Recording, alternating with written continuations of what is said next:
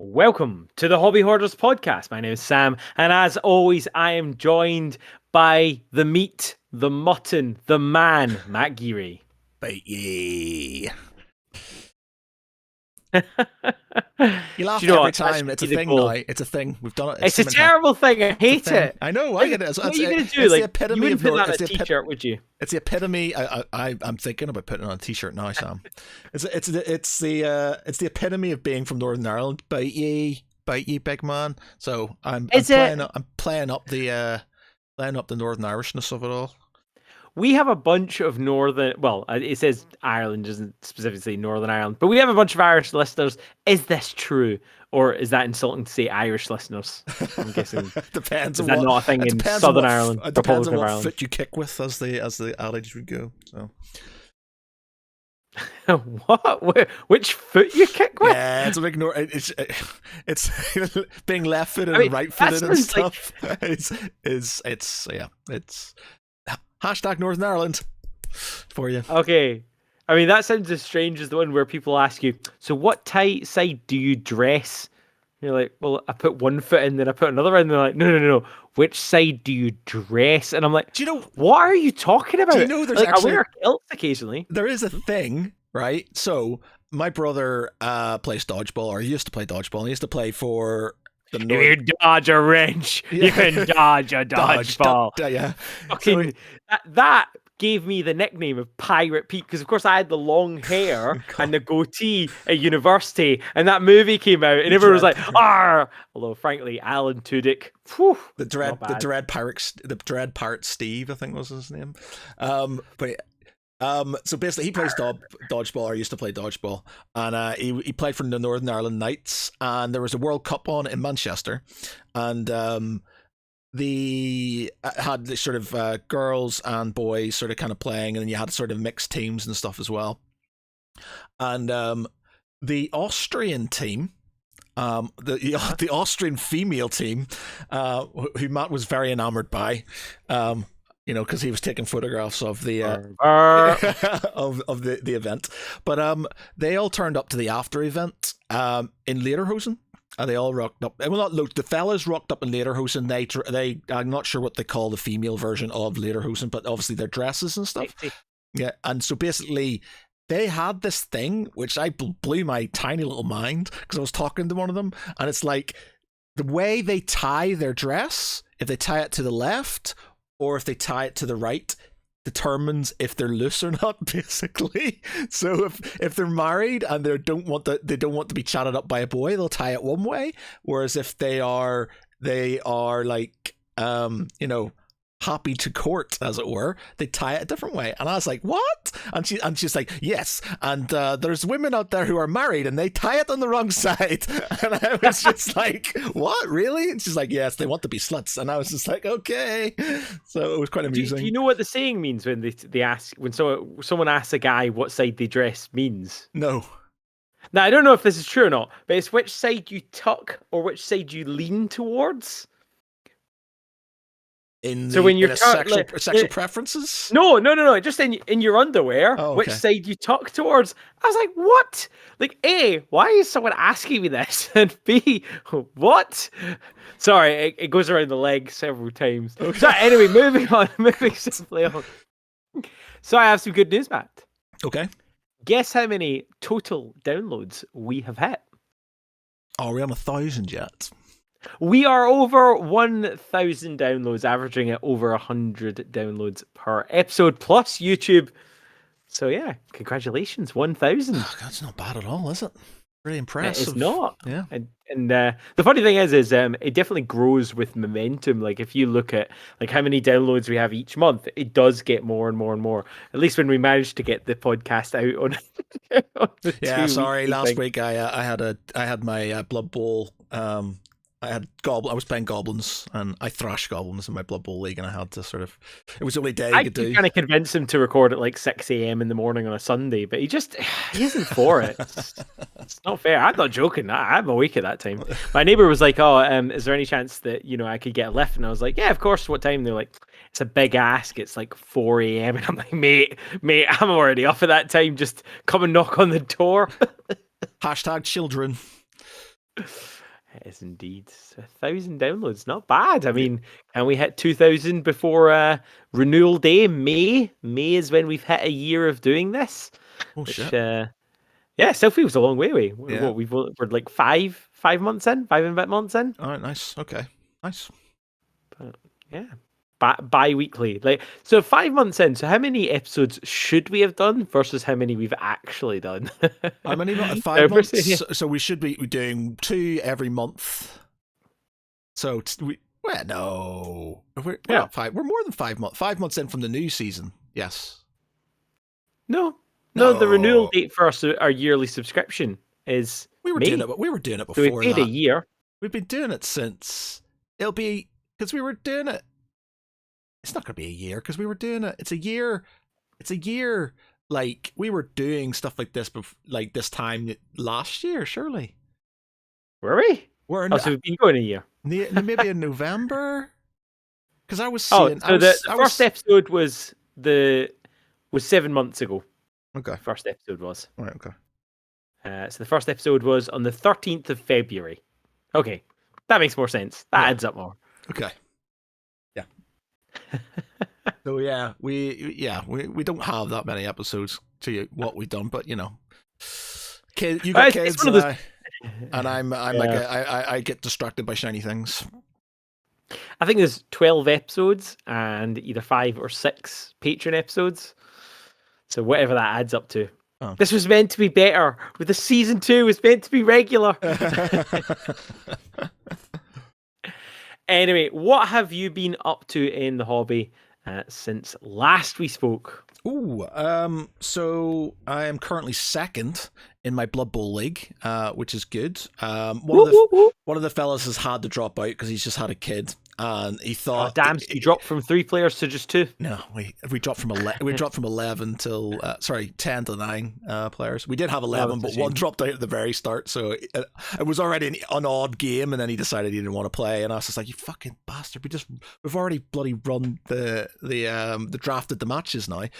But so he dropped out because he had that sort of kind of I've never had a child before, but I know I'm going to get the game before, when I've got a kid, and then soon realized that he's not getting any sleep, and there's no way he's going to be able to play and stuff. So I think he sort of begrudgingly sort of said he'll come back for season 2. I think he wanted to, but he knew. I would have thought he would have. Yeah, well, we said this to him, but because he's got epilepsy, and when we play on tabletop simulator, he has played, but if he's tired, if he's overtired, it can give him sort of and sort of cause problems. So yeah, I think that's he doesn't want to, which is fine. I don't understand that and stuff, which is a shame. I was reading a thing. It's several years ago now, but it was about the fact that the revolution of the change of reaching like 1080, whatever it was massive. No, sorry, not 1080. It was something to do with the hertz, and there was like a step forward in technology and screens, and it made a massive difference to people with epilepsy because it didn't flicker as much. And at the same time, it allowed dogs to watch TV. All right, I didn't know that. Okay, interesting. So this is a while ago. Like, this isn't new. Like, it might even be 10 or.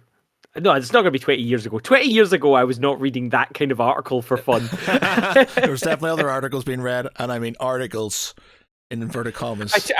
I told you about one of the funniest moments with dial-up on the website, and we were trying to watch the trailer for Resident Evil. Yes. Yes. So funny. Yes. It still makes me laugh.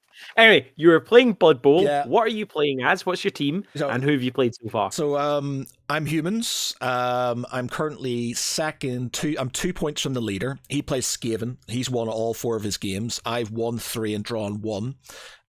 So I'm kind of hoping he gets beaten at some point in the next few games, or at least when he plays me at the end of the season, I beat him. I can't go for a draw because I need him to draw. Have you played him before? No, I'm not played him before. He's good because he's got his own league.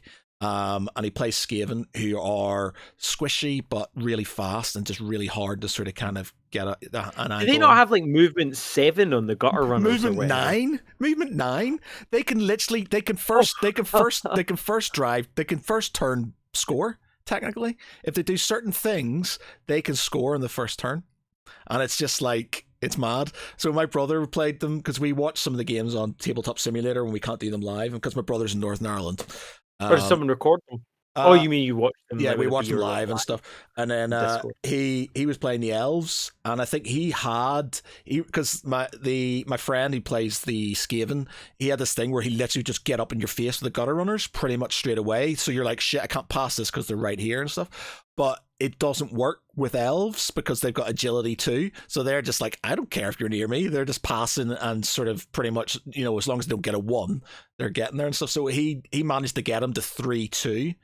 Sorry, 2. My brother had 2, and my friend Craig had 3, because it was literally tit for tat scores. And then Craig realized that he couldn't do what he usually did, so he started to back off a bit, and then that started working. But at the very last couple of drives of the game, they had a roll, and it gave them an extra turn, and my brother could have scored, but he had no re-rolls left, and he had no re-rolls left. He fucked up a dice roll, and it ended 3-2, so that was quite gutting. I was like, oh damn it, I needed you to win that one so I could or at least draw it so I could get up to the top of the table. But yeah, so I'm playing humans.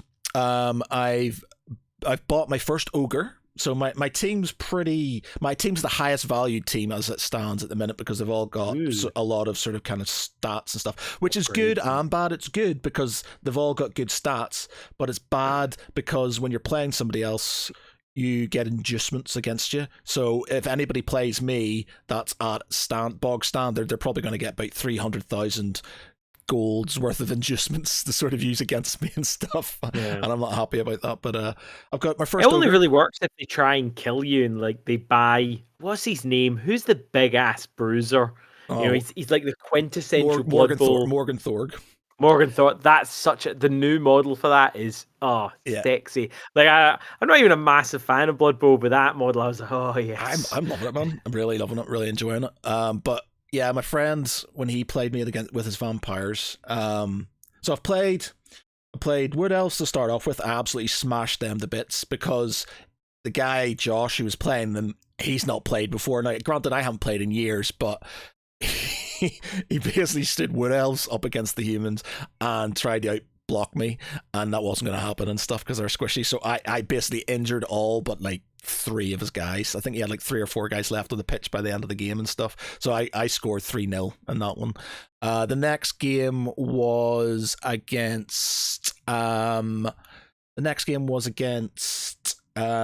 vampires, and I was getting absolutely rinsed because vampires, the first games he's played, his dice have been so bad, but when he played me, the dice were really good, and they have to roll the dice every time they do something, so they don't sort of bite somebody, and if they get like between a 1 and a 4, they have to bite the nearest unit of theirs and knock them down.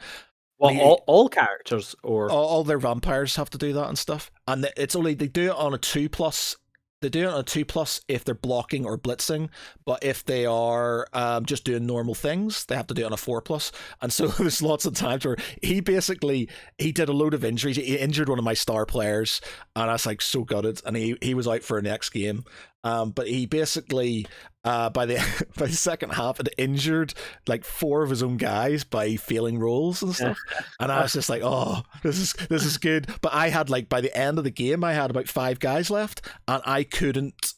And all the guys who were knocked out didn't come back on, and I was like, oh shit, I'm in trouble. And I literally had to just slowly back up to stop him from scoring. And it got to the very end where he literally had 1 turn and he could have scored, but he blocked with the guy he had the ball, and he rolled 2 skulls, which basically means he's down. So he had 1 re-roll left, and he rolled it again, and he got 2 skulls again. And I was just like, whoa, what are the odds? And I have never shouted down elements so much in my life. I was like, yes, yeah. It's like proper going for it and stuff. Like he was not amused, and I was just lucky. So it was a 1-1 draw. Bad winner. 1-1 draw, which was better than being beaten. Next is game, a double skull 1 in 6, so there's a 1 in 36 chance. Is skulls 1 in 6? Yeah. I think there's 1 in 36 chance. Double skulls at least. Yeah, and then doing that twice, so doing it again. So he did it twice and then did it again. So I played goblins next, and that started off with me kind of going, I am going to cakewalk this. This is going to be so easy because they're so squishy. And there's, hubris. yeah, and then at the start, he has it's called a fanatic, and it's got like a guy, the ball and chain, and it's strength 7, so you need 5 guys around it to even get sort of like 2 dice on it. And I was like, fuck. So I literally was like, I stupidly put a load of guys up front, and he just smashed through them. He injured 2 guys. One went out for a whole game. Next guy for the rest of the game. Then he knocked out one of my other guys. So I had 3 guys out within 3 turns, and I was just like, uh-oh, this is not going well, because I was already down a character from the time before. So I was just like, shit, this isn't going to go well. I've got 8 players left. He's got 15, obviously 11 on the pitch and 4 left over, and he's got all his secret weapons and stuff. And I was like, shit. But literally, I'm not sure what happened, but he was getting a bit cocky about his secret weapons and stuff. And then I realized that if you just run away from the fanatic, he can't do much, because he's only got a movement of 3, and it's random movement, so he can tell it what direction it goes in, but you got to roll. So he was just spinning in a circle basically. So I stayed away from him, and then I realized that even one guy against one of his goblins gave me 2 dice. I was just like smashing face. So it just got to the point where I started doing, with less players, I was doing more damage on him. And then he started sort of hitting himself. So he got his chainsaw guy on, and basically anything bar 1 and you hit them, and you automatically injure them and stuff. You roll for armor and stuff. He hit himself in the face. He got 3 1s in a row. He basically hit him in the self in the face 3 times. And then his other guys, he had a bomber that just threw a bomb at my guy. My guy caught it, threw it back, injured a couple of his guys. Then I sort of kind of smashed his bomber. His guy with a chainsaw basically started hitting himself in the face with a chainsaw all the time. His pogo sticker, which was his basically guy who was meant to be really fast, I injured. And it went from me being in living fear of these things to laughing my ass off, because he's like, I've got my chainsaw guy left, I've still got my chainsaw guy left, and then he comes on and hits himself in the face with a chainsaw, and I was like, oh my god. And he had about 4 guys left by the end of the game, and I won. I mean, it sounds like goblins. That does sound like goblins, as I imagine them in the games. Yeah, and I won 3-0. So that was I got a lot of points for all the damage, and I 3-0. And then the 4th game was meant to be against Khorne, but my mate had to leave the brace, so I got an automatic win for that one. So I got enough money to buy my ogre, who I named after his kid, Elliot. So I call it, you see, as a kid, I said, my new ogre, congratulations, it's an ogre. And so I named it Elliot. And do you have the model already? Yeah, you already have that? Yeah, okay. I had it unpainted from ages ago. Nice. So have you managed to paint any more? Because that was your goal, was each game you wanted something more painted. I've done this sort of That's a no, people. His face, for all the audio listeners, went, hey. That's how I would, if I could translate his expression. My team is currently the most painted team in the league. I've got at least 3 colours on every single one. I've got one guy completely finished, one guy 3/4 finished. Technically my ogre's finished. He just needs his base sort of kind of painted around because some of it's scratched off. And then the rest of them have the 3 colours plus some highlights and stuff. So I'm not doing too badly on them and stuff. So in the land of the blind monkeys, the one-eyed monkey is king. Yeah. So that was that. I'm second, which is good. I've got Nurgle next. Which is, do they still have that stench mechanic where it's like all around it? Yeah. And you can't do anything. You got to roll a dice, and if you get a 1, then you stand there and do nothing. So it's basically like having Bonehead throughout. But I've got my ogre this time round, so that should be, who already has Bonehead. Yeah, it's got a Bonehead. What does it matter? So yeah, that's interesting. And yeah, so that was that. I played, I've got some guys I play on Fridays now and again. So I played Conquest and Wrath with them last Friday and won. They were playing against me, and I said, look, it's a 4-player game, 2v2, but because, there's only the 3 of us, I'll play 2 and you can play 1 each. They enjoyed it, but they inevitably got beaten by the sort of kind of wargame veteran that I am. Are these the lads that you played at the Game of Thrones game that you met the other? Yeah. So they seem to be into sort of kind of big games and stuff like that. And talking about big games, one of the other things that sort of rocked up, I ordered this from Kickstarter a long time ago. It's got to be a year and a half ago, I think, and it turned up yesterday. I mean, as Kickstarter goes, if that's a year and a half, that's not bad. Oh, it's not bad. It's quick. That's pretty quick. Ugh. The War Room. The War Room, and it's heavy and it's massive. And I mean, it looks like it's probably another World War game, isn't it? Yeah, so it's made, one of the guys who did sort of Axis and Allies, called Larry Harris. It's one of his new games, or it's a second edition of one of his new games, and it's basically like Axis and Allies on steroids. So you've basically got massive, but it's a round board. So it's basically, I wonder if I can show it to you here. I wonder if I can, if you type in War Room, and I'll show it on screen for other people to see. Room. War Not Room. War World. War Room. Yeah, actually, there's a good image of it right there. If we can show Larry Harris Games. Yeah, I will scoosh to this. Woohoo! There we go. That's funky. So it's like a circular flat world. I mean, the flat earthers would love this. Yes, game. yes. So wow. it's flat earther game. But yeah, so it's World War II. As you know, sort of people can see. It looks small there. It's not. It's massive. It's huge. It's a massive game. You basically, those stacks are your armies. Yep. You have your resources and stuff. So you have oil and things like this.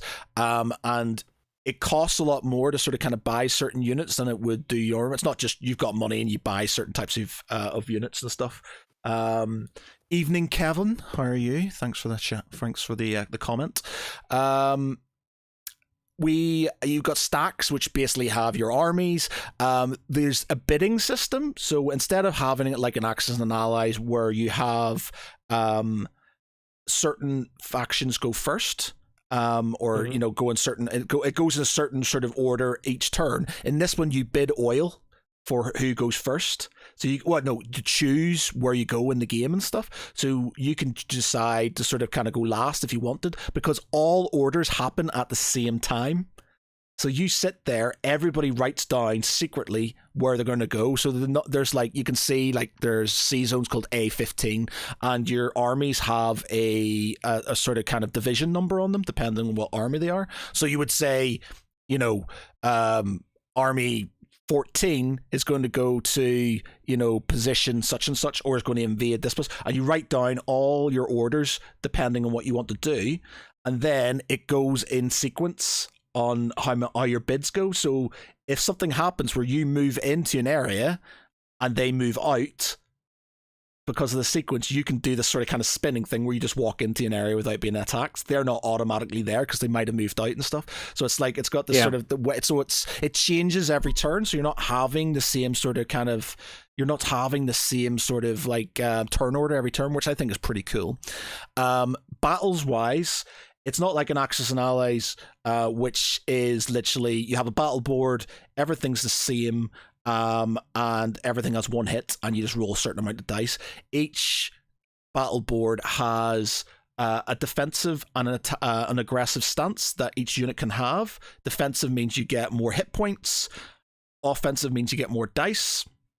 You also have certain things that you can set up your planes and stuff. They can either attack land or air. You can have your artillery units, they can attack land or air, and you have these specific things that happen during the battle where you sort of kind of, to sort of negate certain things. And the battle isn't just a case of you keep on pounding away at each other until it's over, until somebody's dead. It's literally you have one round of attacks, and then you get all your casualties off. Morale happens. You have this thing. So depending on how many casualties you have, depends on how much morale affects your home nation. So basically, over a certain amount of morale, you've got a morale board.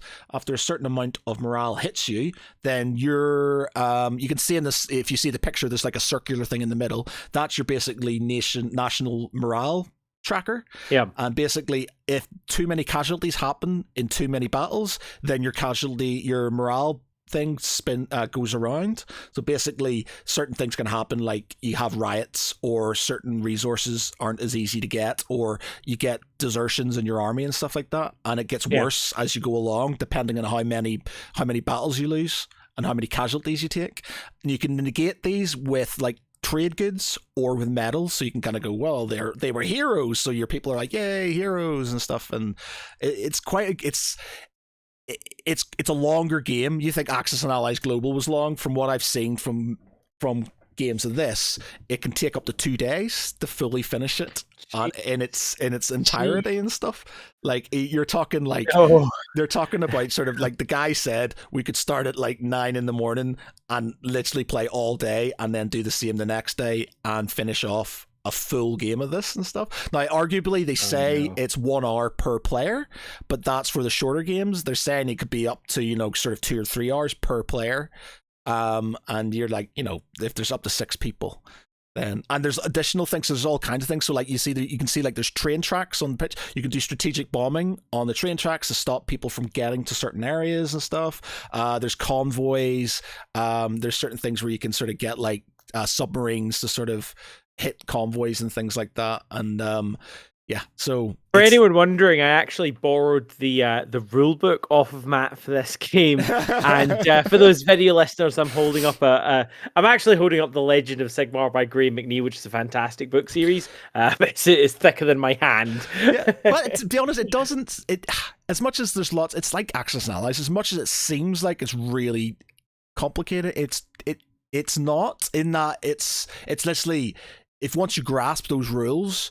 And the dice are literally, you've got these sort of weird, sort of like hexagonal dice with colors on them. The colors represent the type of units that die in the game and stuff. So if you roll them, those units take a hit, and then they're either off the board or they take damage and stuff. And then you've got these, it is quite straightforward from what I've read, from what I've seen. It's just because there's a lot of options that can happen, and because you're not just wiping out an army and taking an area, you're literally fighting one round of battle, and then the next round somebody could reinforce that area. So, there could be fights and sort of conflagrations within certain areas for 3-4 turns, depending on how many sort of guys are getting fed into the proverbial meat grinder and stuff. But yeah, I'm well looking forward to playing it. It's just, it's like my sort of game. It's huge. It's World War II, which I love.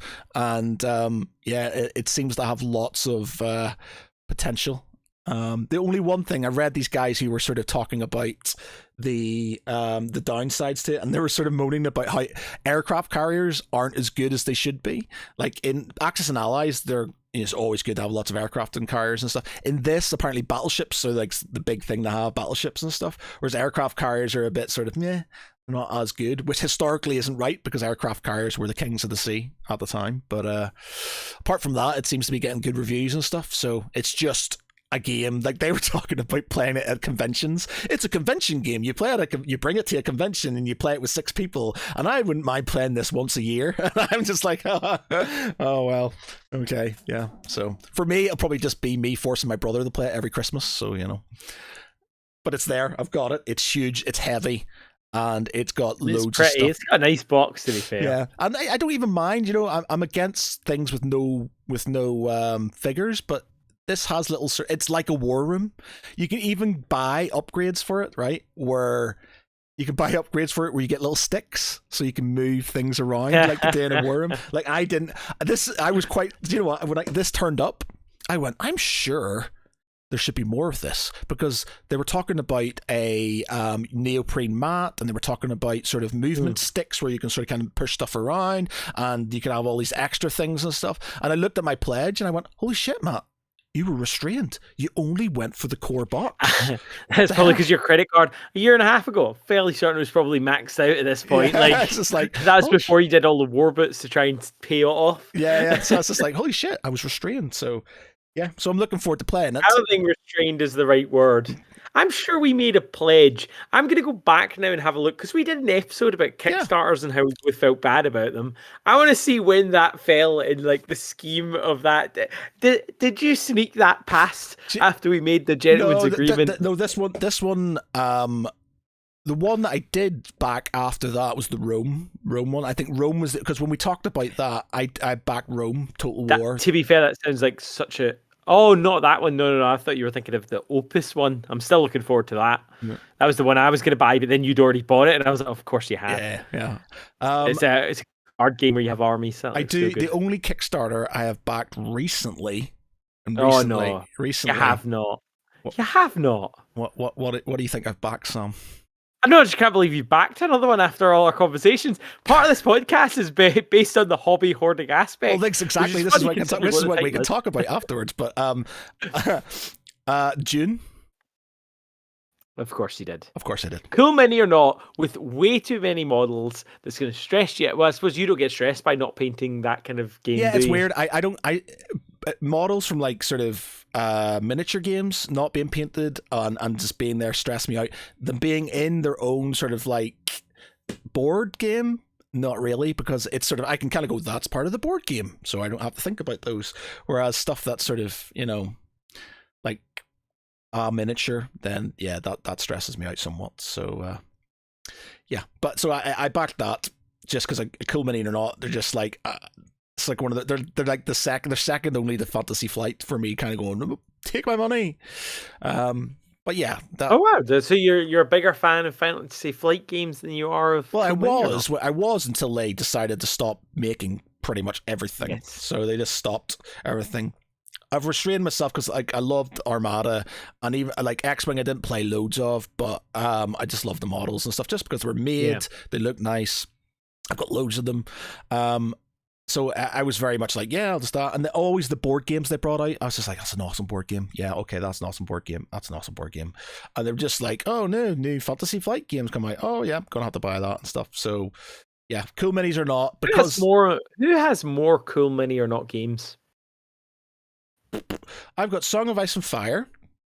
I've got obviously this June one coming up.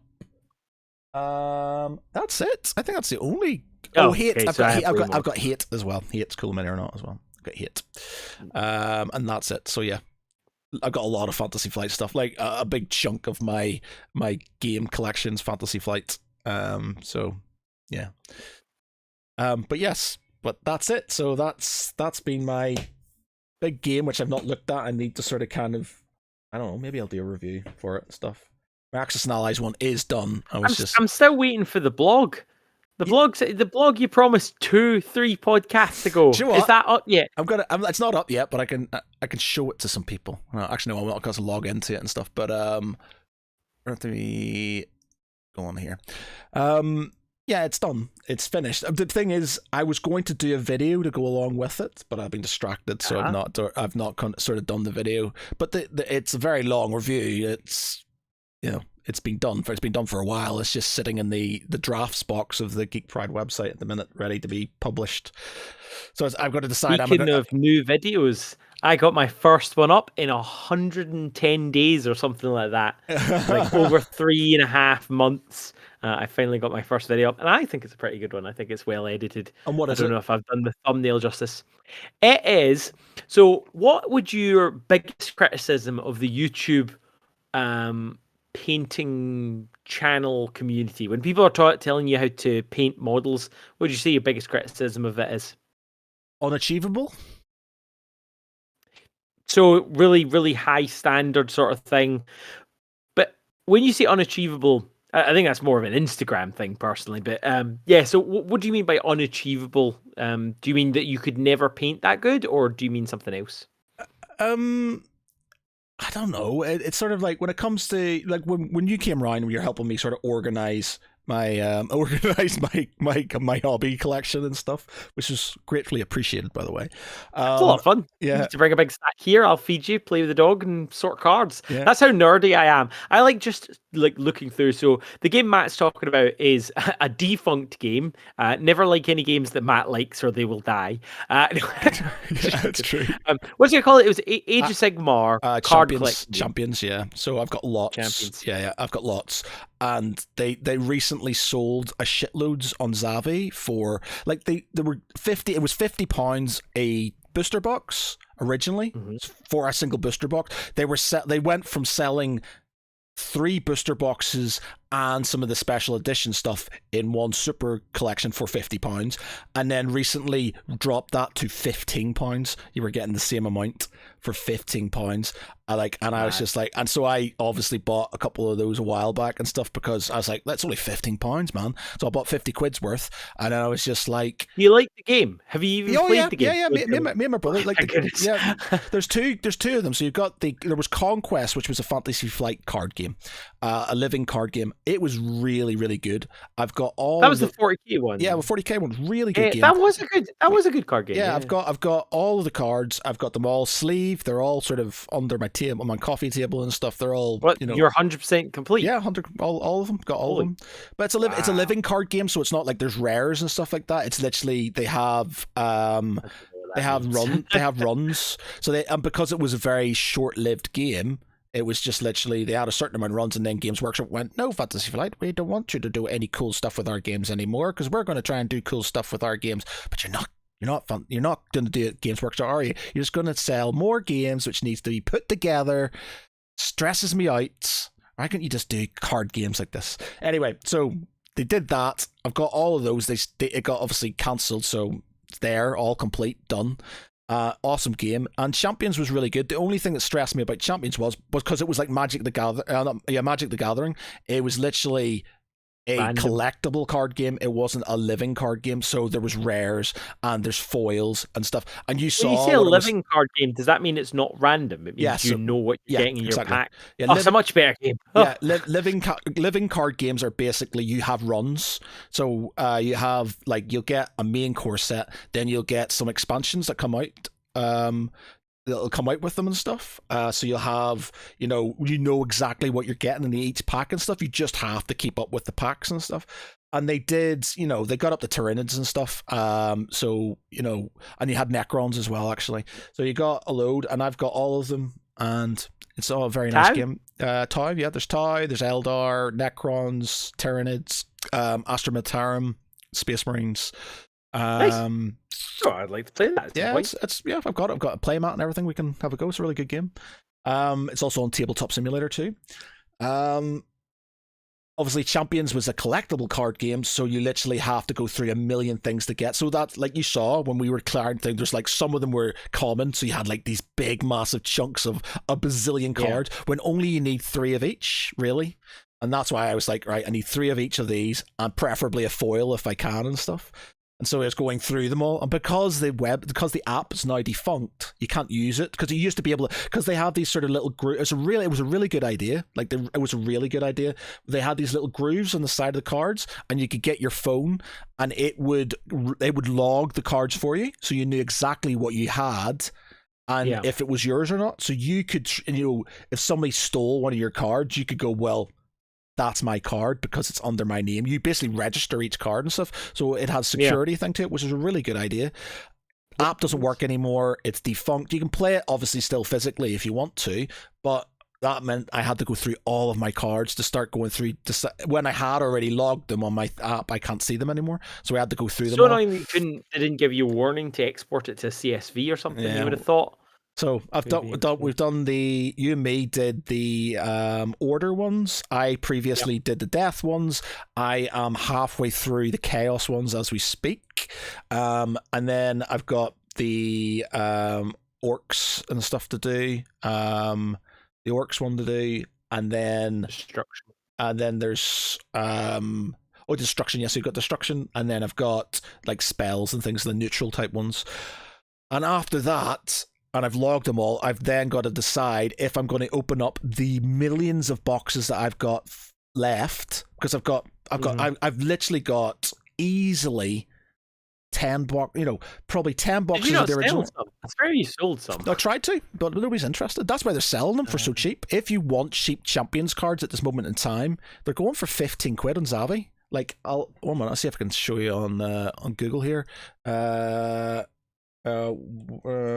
Age of Sigmar Champions Zavi. Yep, there we go. Let's show this. Oh, there's no way. They must have just sold out. Maybe I got the last ones. 1 minute. Let's see if we got it here. Oh yeah, okay, here you go. £14.99, right? And this, look at this, right? It was originally by them 55 quid, but you get one. Oh, there's still some for sale. Yeah, 1, 2, 3 boxes. Yeah, so you get 3 Yeah. booster boxes, which are worth 50 quid each. Yeah. When they first came out, they were 50 quid each. And then these 2 Warband packs as well, which were about 25 quid each. So you're Crazy literally, how people pay that much. yeah, so you've literally got about 200 quid's worth of cards there, and they're selling them for 15 quid. So if you want some really cheap Warhammer Champions cards, get at the minute, Zavi, 15 quid. It's mad. It's absolutely insane. So there's even another coupon that you can use on it that says they're 30% success, or have you got honey or something like that? Yeah, I've got honey on it. Yeah, I've got honey on it, I think. But yeah, so you can save another 10%, is that? Yeah, it's 30%. No idea what this is. Yeah, shy 20, but yeah, whatever it is. But yeah, so you've got literally, it's insane. You could, I've got so many boxes now, and that stresses me out slightly because we know that I'm missing a couple of cards for one of the sets and stuff. So it's like, do I try and find somebody who will swap me, because it's a defunct game, people aren't really that interested. Do I try and find somebody who will swap me for those cards, or do I go through all of these boxes, open up every single thing just to find specific foils or specific versions of these cards that I don't have? And the idea of going through all these boxes and stuff is just like, I don't know if I could do this. Can you type in for me? So if you type into your search thing, can you type in classic combat cards, Warhammer combat cards? Classic combat cards, Warhammer combat cards. Oh, are these like the top? Are these the top Trump ones? Yeah, those are the ones that I had. So I had like the Chaos and the Dark Eldar and stuff like that. So not quite the same as yours. Kevin says, I was gutted they stopped the card games. Blood Bowl Team Manager is one of my favorite games. Yeah. Did you ever play the Blood Bowl one? I had played it once, I think. Yeah, there they are.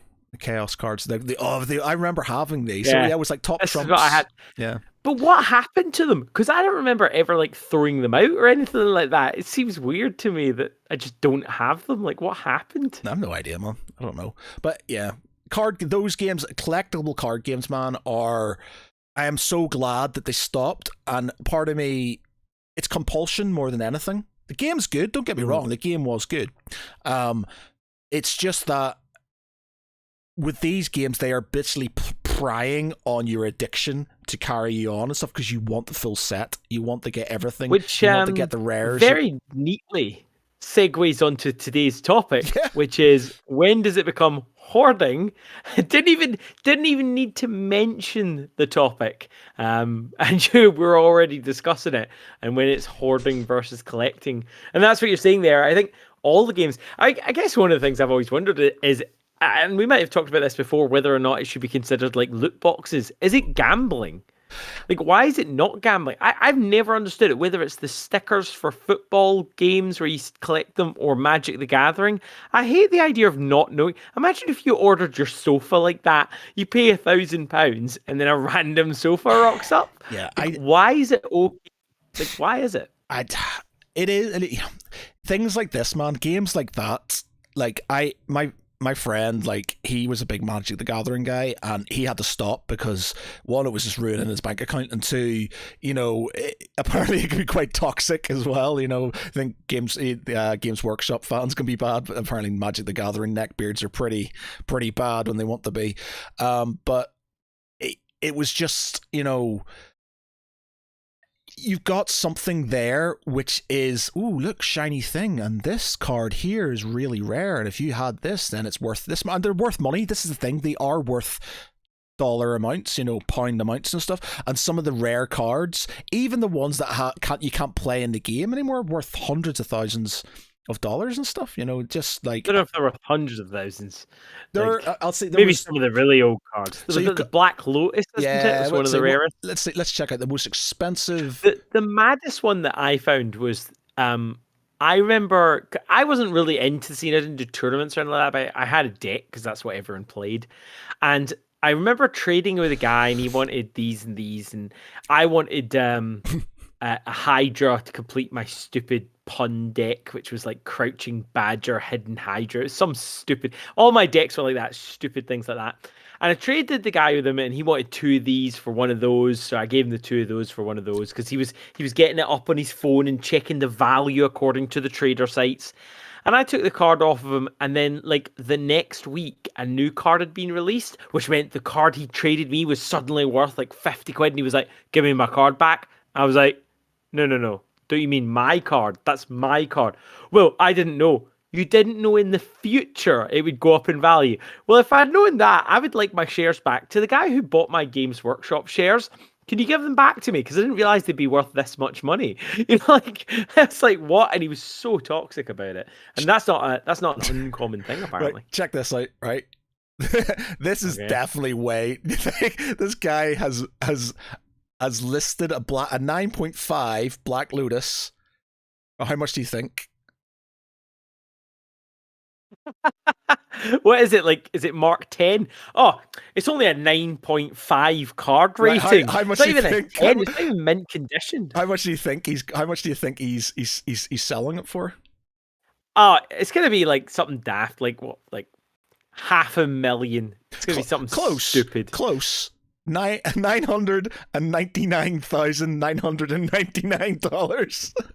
Could you do it? There's no way. I mean, this on eBay. There's no way. There's other ones for like this one here, which I'm not sure if it's been graded or anything, but you're looking this $2,500 for one card. What's it? Here's what happens if you go? Can you go to your sold listings for me? Look at this one. Something with bids on it. An 8.5 signed, which I think signed actually ruins the value on it and stuff because people want pristine ones. I think it depends if it's on the packaging, maybe. 120 Canadian dollars, which is £78,000 for one card at an 8.5. That signature's on the outside. You can tell because the black pen is showing over the black, which wouldn't make sense. Right. Yeah, true. So yeah, that's still crazy, amount. Yeah, it's insane. But that's it, because you're never going to get that with these Warhammer Champions cards and stuff. You're not, but you've got that thing. They're worth money, and you get that. So if people are playing these collectible card games, you've got something. Not only do you know that you want to have all of them, but you know that certain rare ones are actually going to be worth something if the game carries on and stuff. So you've got this sort of kind of double whammy of need and sort of like, ooh, in the future this could be another Black Lotus, this could be worth loads of money, or a Charizard, whatever, the sort of stupid Logan Paul one which is worth loads of money. How much it's going to be, and it's not, I don't think it's a good thing, because it's playing off, it's more on the addiction than on the game itself and stuff, and they show that. I think personally, I know there's a lot of Magic the Gathering players out there who probably hate me now, but it's more to do with the they cancel runs, so they have different runs, and there's constantly sort of pumping out new stuff, which is great because new things, but then they cancel certain runs so you can't have them. So you spent all this money on these cards getting them, and you can't use them anymore unless you. I mean, it's not actually true, because it's very rare. Yes, they're banned in certain tournaments, but they have different divisions, don't they? They've got like retired division. I can't remember the terms, but there's like open play and stuff like that, so you can still play old cards. But yeah, I agree. Yeah. I remember coming back with my set and going, "Oh, I'm going to play with this," and then there was invincible cards, and I was like, "What? There's invincible card? What does that even mean?" And it was like, "Oh yeah, this is unkillable unless you have a unkillable killing machine weapon thing." I was like, "Okay."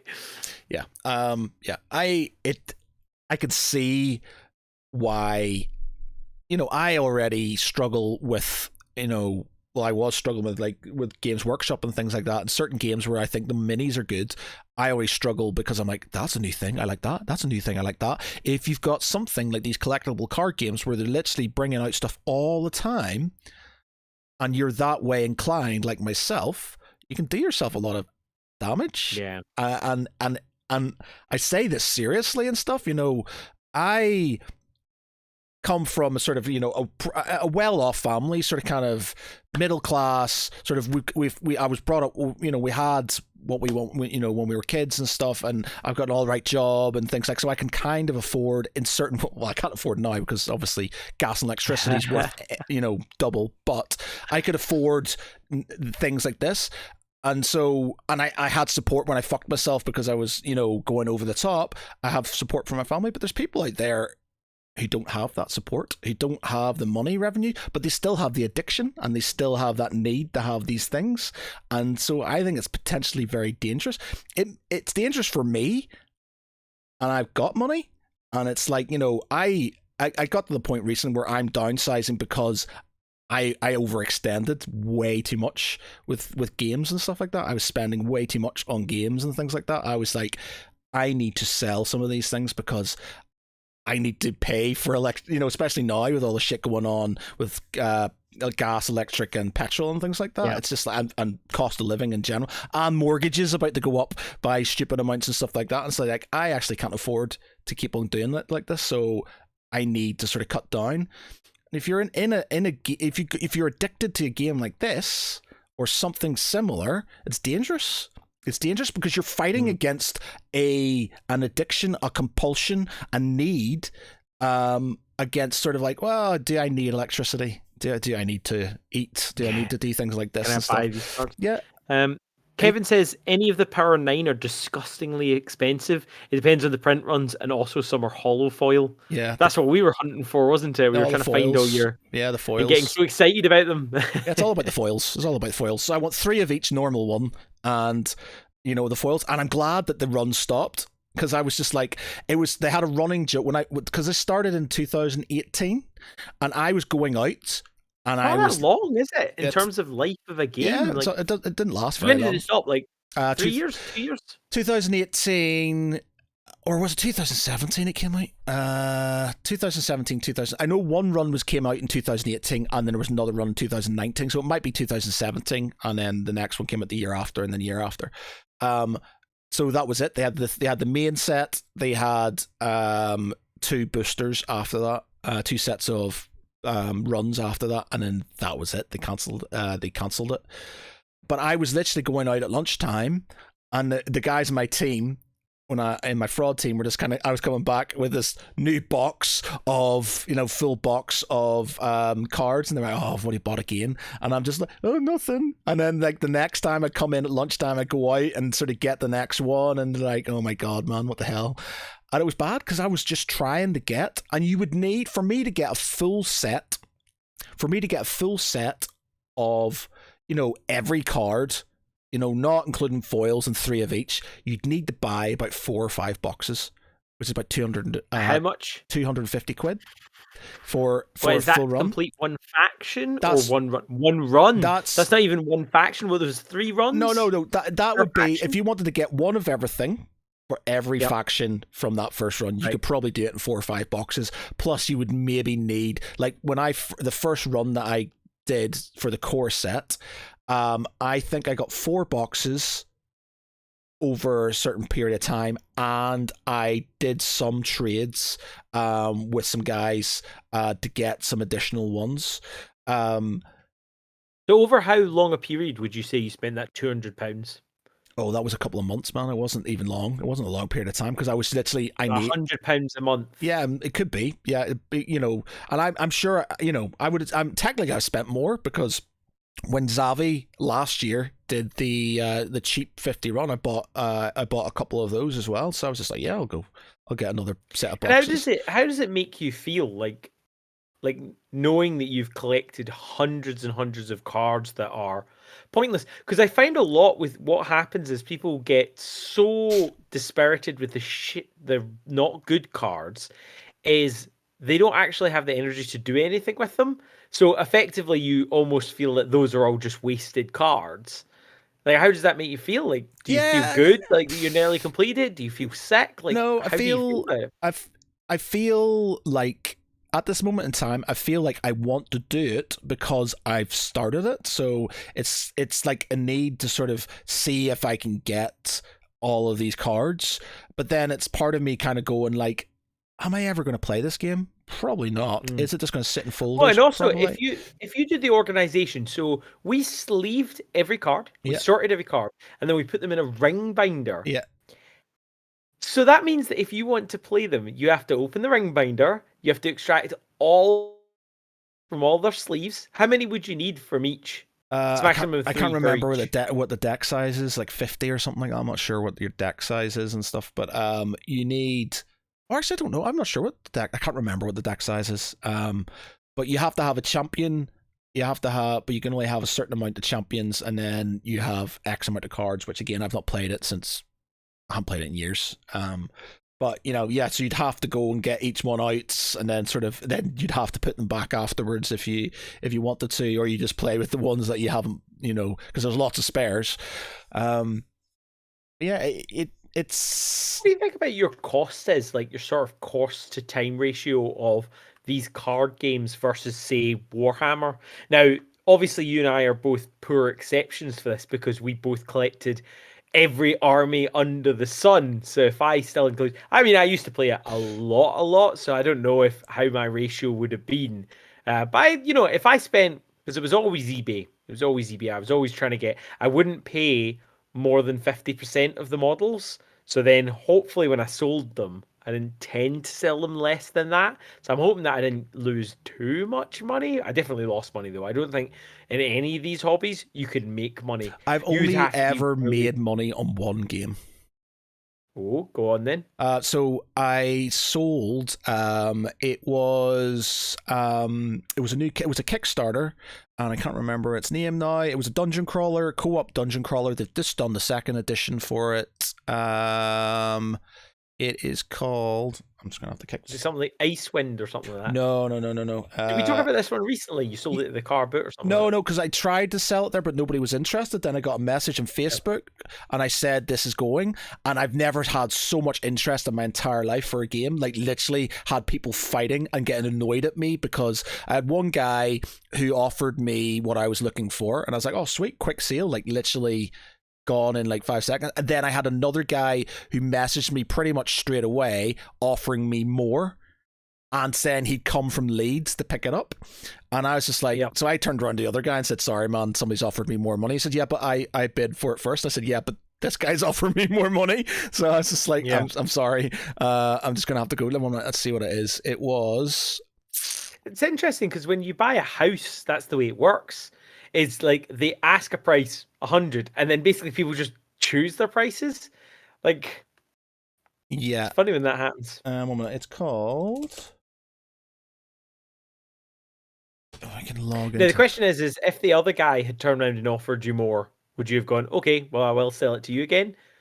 Yeah. If would have just kept going back and forth? Yeah, if the guy's going to offer me more money, then it's that's it. I'm trying to. Do you think that if you see someone selling something for less than the going rate, do you think what that guy did, where he offered you what you asked for, knowing that it was worth more? Do you think he was being dishonest? Say that? Like, at what point do you think it becomes dishonesty? Like, for example, let's say I'm selling a card.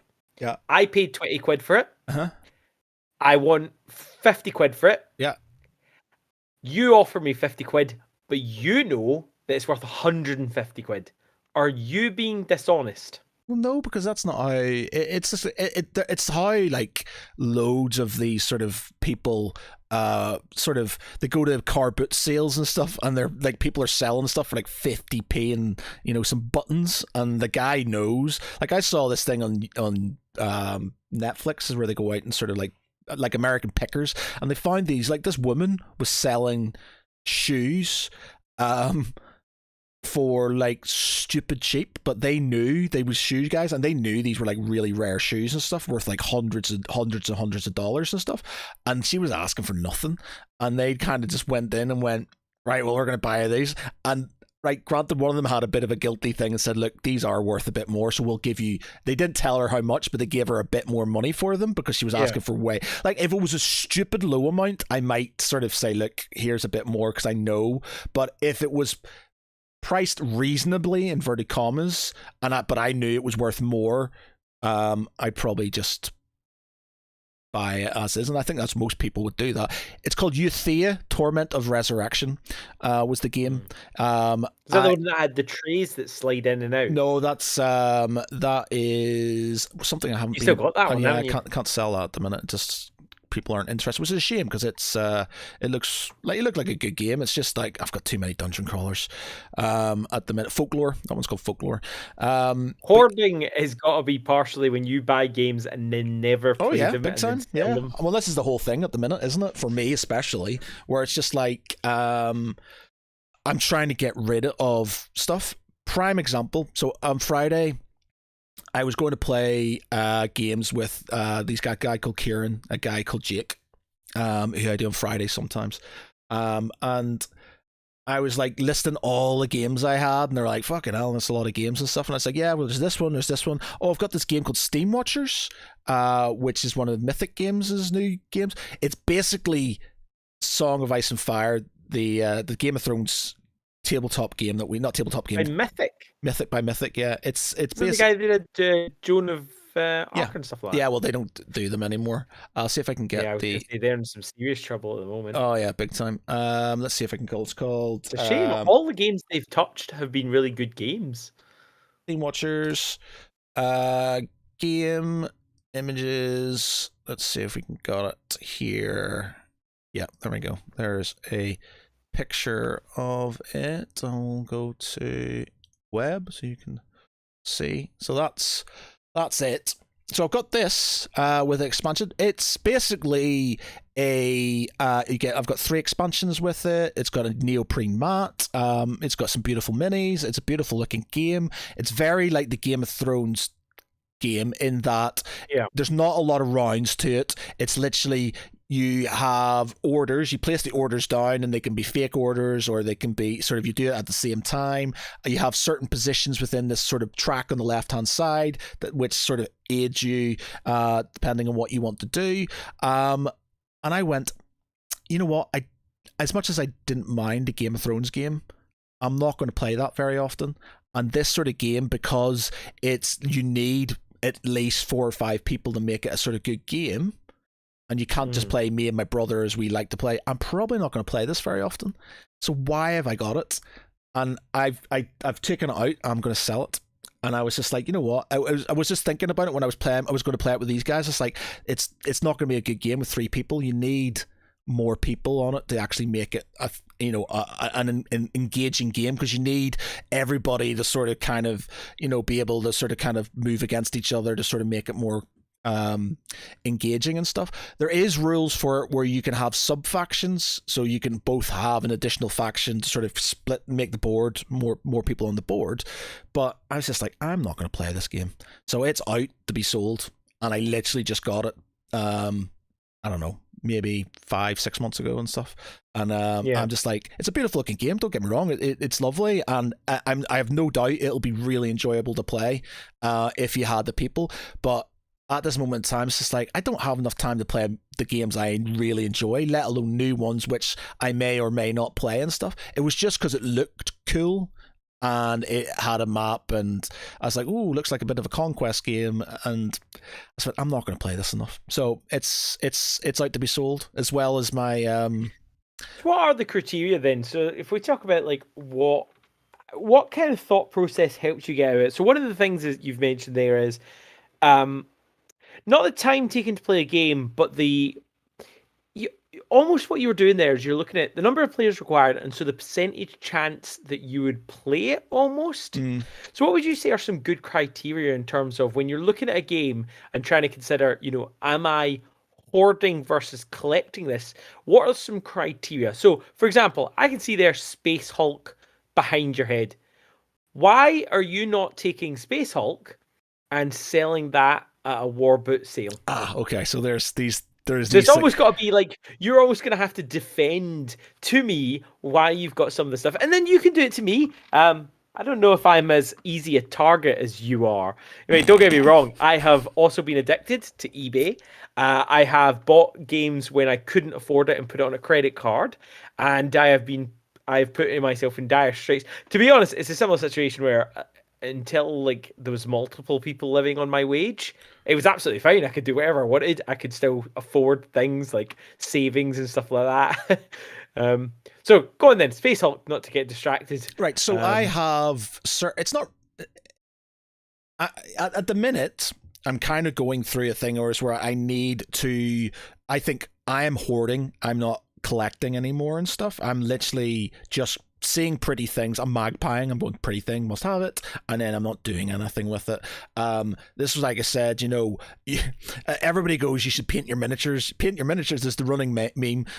Sort of paint your miniatures before you buy new ones and stuff, and it's true, because if you don't, you sit there with this pile of shame and it makes you feel bad. And for me, I've got so much stuff that I've got, and it being there and not being painted or not being made, at least, is soul destroying, and it makes me feel slightly nauseous and stuff. So I've got this thing now where I'm just like, if I am not going to use it, I'm just going to get rid of it. But there are certain things which I'm sort of like, right, well, there's a line, and I'm not sure if I can cross that line at this moment in time. So Space Hulk, old school Space Crusade, old school Hero Quest, old school Talisman, all those old school games that I grew up with, ones that I had as a kid and destroyed the boxes, and they were drawn over, and they're, whatever you do when you're a kid and you don't really you play the fucking games all the time because there wasn't that many games out then. I've kept them because they're my childhood, so it's not about playing them, it's just about it's about sort of encapsulating my childhood and having those games and having the classics and stuff. So why? What makes that difference between collecting and hoarding, though? Like, why is that a collection? Because I agree. There's a thing about books, for example. And I think we've mentioned this before. So in my house, I have some books that, I kid you not, I have at least 4 copies of those books, if not more, of the same books. And for some reason, having the collector's edition or a signed copy is not hoarding. That's not hoarding. Then you buy another copy that you've got, and then your partner has a copy, and then you've both got signed edition copies, and then a limited edition copy comes out. At what point does it stop being collecting? It becomes hoarding. If you keep on going, it's hoarding. If you keep on going and you're not, how many is keeping on going though? Well, for me, I'm not, like, I was going through a stage where I was going out and buying all these old school games. I got Epic stuff, I bought a massive lot of Epic. So I've got Space Marine, I've got Epic, I've got sort of all these sort of kind of 6mm sort of games that I loved when I first started playing sort of kind of Games Workshop stuff. I've got like tons of stuff, all the old school games and stuff. I've got a game that we used to play as kids called Shogun, which is basically the precursor to Shogun Total War, but the board game version of it. And I was just like, oh, I love these games. I bought all these games and I was carrying on, and then I went, shit, this is hoarding, because I'm not actually collecting these for any other reason than just, I need these things and I get them. And I've made I think if you've collected stuff and you stop, then it's you've collected. As soon as or if you do it, I think if it's collecting and you do it intermittently over sort of a long period of time, then it's collecting, because you're looking for specific things, you're waiting for certain things to come in. Whereas if you're literally, like I was, just sort of buying stuff because, oh, I buy that, I'm on Facebook, blah, blah, blah, I want that, blah, blah, blah, and you're literally doing it really regularly when you can't afford it, that's hoarding. That's literally, you've got no other reason than just give me the things. Whereas if you're not putting any thought, I think if you're a collector, you're putting thought about what the game is or what the thing you're collecting is, its quality, what it means to you, all these other things. Like people who do maybe Pokemon cards and then they get it valued and they get it in that little plastic case and they sort of have sort of like proper shelves for it and things and stuff. I think that you could argue is collecting, because they're putting a lot of thought into it and they're not sort of doing it regularly. They're just waiting for that one card, or they're waiting for those specific things to come through. Whereas me, it's just like shiny things, buy them all, and that's interesting because you mentioned the word collecting a couple of times there, and just off of, I mean, that rant, we've got a lot to dissect just in there. I think this just says something about Matt's set of a brain. Uh, but one of the sort of the definitions you said there is when there's an end point. Now that's interesting because Conquest had an end point. It was a clear game Yeah. that you could conceivably, you knew what you were buying. You knew its availability was constant, and so you could pick it up at your leisure. Yeah, you might be a little bit behind, but there was a clear, achievable goal. Whereas when we looked at Age of Sigmar, whatever it's called, Warlord Champions, Yeah. being a live game, it's unpredictable. There's not a clear end point, and there's this element of randomness because of what you need. And you mentioned earlier that you, or at least you passingly, or I heard it as you almost feel like those games prey on people that suffer from hoarding because you spend more and get a whole bunch of waste that's unnecessary. Yes. Now, would you say that playing a game like Magic and Champions is a precursor to hoarding? At what point does it become hoarding? Well, I think you have Because if you're trying to chase it, I think you have specific types of people who will be into those sort of games because they're that way inclined. Now, with Magic, they have draft days and stuff where people will go to a like element or they'll go to a thing and they get the table, they buy a box and then between them and then they have a certain amount of time and they go through and they pick the cards they want and then they pass the excess on to somebody else. So they have this way of not spending so much because it's an expensive game. They have this way of not spending so much money on it because they have these sort of draft days or whatever they call them. I can't remember what they're called, but they basically yeah, the idea is you spend £10, you get 5 packs, which is a good rate for the £10, but you also get a nice night of gaming. It pays for the venue, etc. Yeah. Do you know what they also do when they're doing those drafting? What? All of the ultra rares or whatever you want to call them are noted down. And then those, you have to, like, it doesn't matter if you drew them in your packs or not, you have to give them in at the end. And then the winner, the first place, gets to the pick of them, then second place, then third place, then fourth place. Oh, okay. So let's say you draw an ultra rare card in your 10, you don't get to keep that card. That card goes into the draft. But then that brings you back to that if you have rare cards that are powerful and it makes it easier for you to win a game, then you're more likely to get more of them and it spirals, doesn't it? And then that means you're going to get more likely, and then that will encourage other people who can't get those cards to buy more just so they can try and get that card. That's true. I hadn't thought about that. Yeah. That's nasty. I'd just be furious if you're playing this loot box of a game and you finally win. I would just walk out.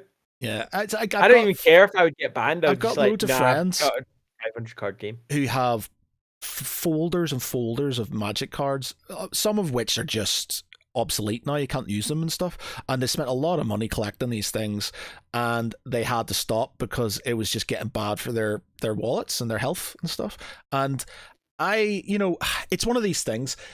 The concept behind these collectible card games is that you buy a box and you spend time sharing and trading with other people. The problem is because the rares are so rare and you're not going to get many of them, the people who have those cards are unlikely to want to trade them for anything you've got, or if they do, they will sell them for it's going to be a high price. Or they will want other sort of kind of not so rare cards, but you'll need a certain amount of them, which means you have to buy more.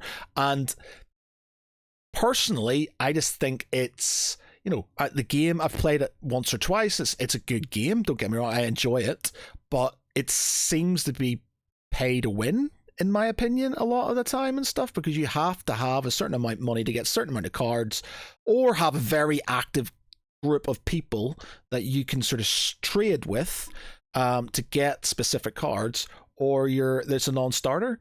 And I don't know loads and loads about Magic. I've played it a few times. I had some cards back in the day and stuff. I've got friends who do it, and don't do it anymore because they said they just can't afford it anymore. But in my mind, games like that, and coming from the Warhammer Champions, which was effectively trying to sort of, I think they were trying to sort of do the same sort of thing to the point where they've got Warhammer cards and Magic now. But, you know, you've literally got... Which, I'm not going to lie, made me tempted. Well, here's another thing. They've got Transformers. Because it's also limited. It's supposed to be a limited run, isn't it? Exactly, and that's where it is. The thing is it's only limited based on sales. Yeah. So if sales go really well, that limited could well be extended. I have absolutely no doubt about that. Well, you've also got Transformers ones, and my friend, you know, he's always in my ear. He's like the little devil on my shoulder. There's not an angel in the devil. It's just him twice, you know, on my shoulder, basically telling me to buy stuff. I tell you off. Yeah, I think I tell you off. Yeah, well, you can be the angel, but he basically is always trying to make me buy stuff. And as soon as I saw the Transformers Magic cards, I was like, oh, hey man, check this out. He says, I'm not opening that link. And I went, you do know they're going to do Dinobots, don't you? And he went, shut up. And I was just like, oh yeah, me Grimlock, we love Magic the Gathering cards.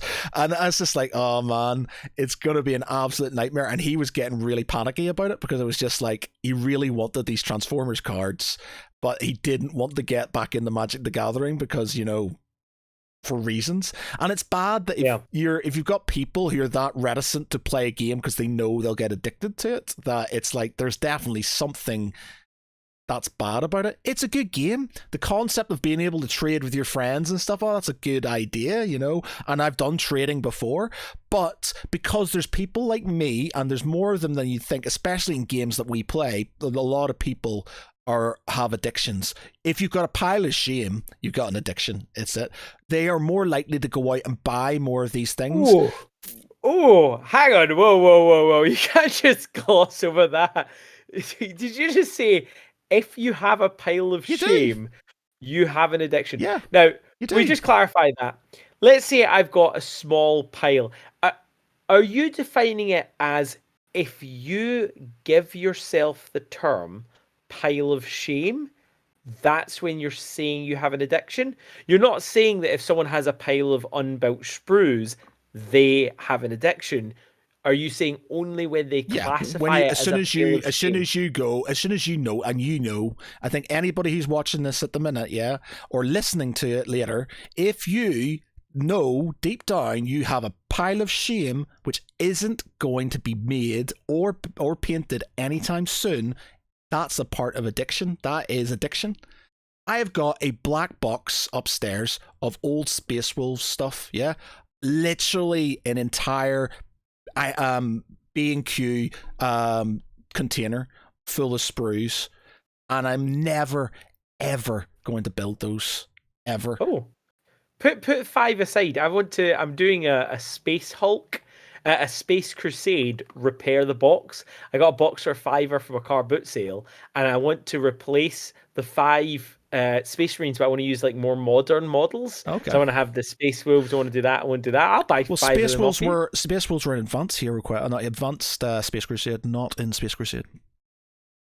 It was Ultramarines, Imperial Fists, and Blood Angels, I think, were the 3 you could get. I'm sure there's Dark Angels as well. Possibly Dark Angels. 3. Yeah, I think there was yellow, red, and blue. 4. Space Marines, Imperial Fists. I was always Imperial Fists. And of course, that's before Ultramarines were the big boys in blue. Yeah. It's weird though. Like, how bizarre is that? Like, the chapter that was the game just came and went so quickly. Well, they're kind of just being a bit too vanilla and stuff. Everybody's like, they're like Superman. Everybody's like, you know, everybody loves to hate them and stuff. Yeah. But like I said, if you have, and you know deep down, you've got, and you'll know, you might lie to yourself, but you know deep down, if you've got a pile of grey stuff in your room, and you're not going to paint that anytime soon, you're an addiction. If you buy stuff just because it's cool, and then you stick it in that pile, then that's addiction. That is literally compulsion. You're just doing it. I do it all the time, and you can see it when you go to all the war boots. I see it all the time. People literally, you go to their tables, and what do you see?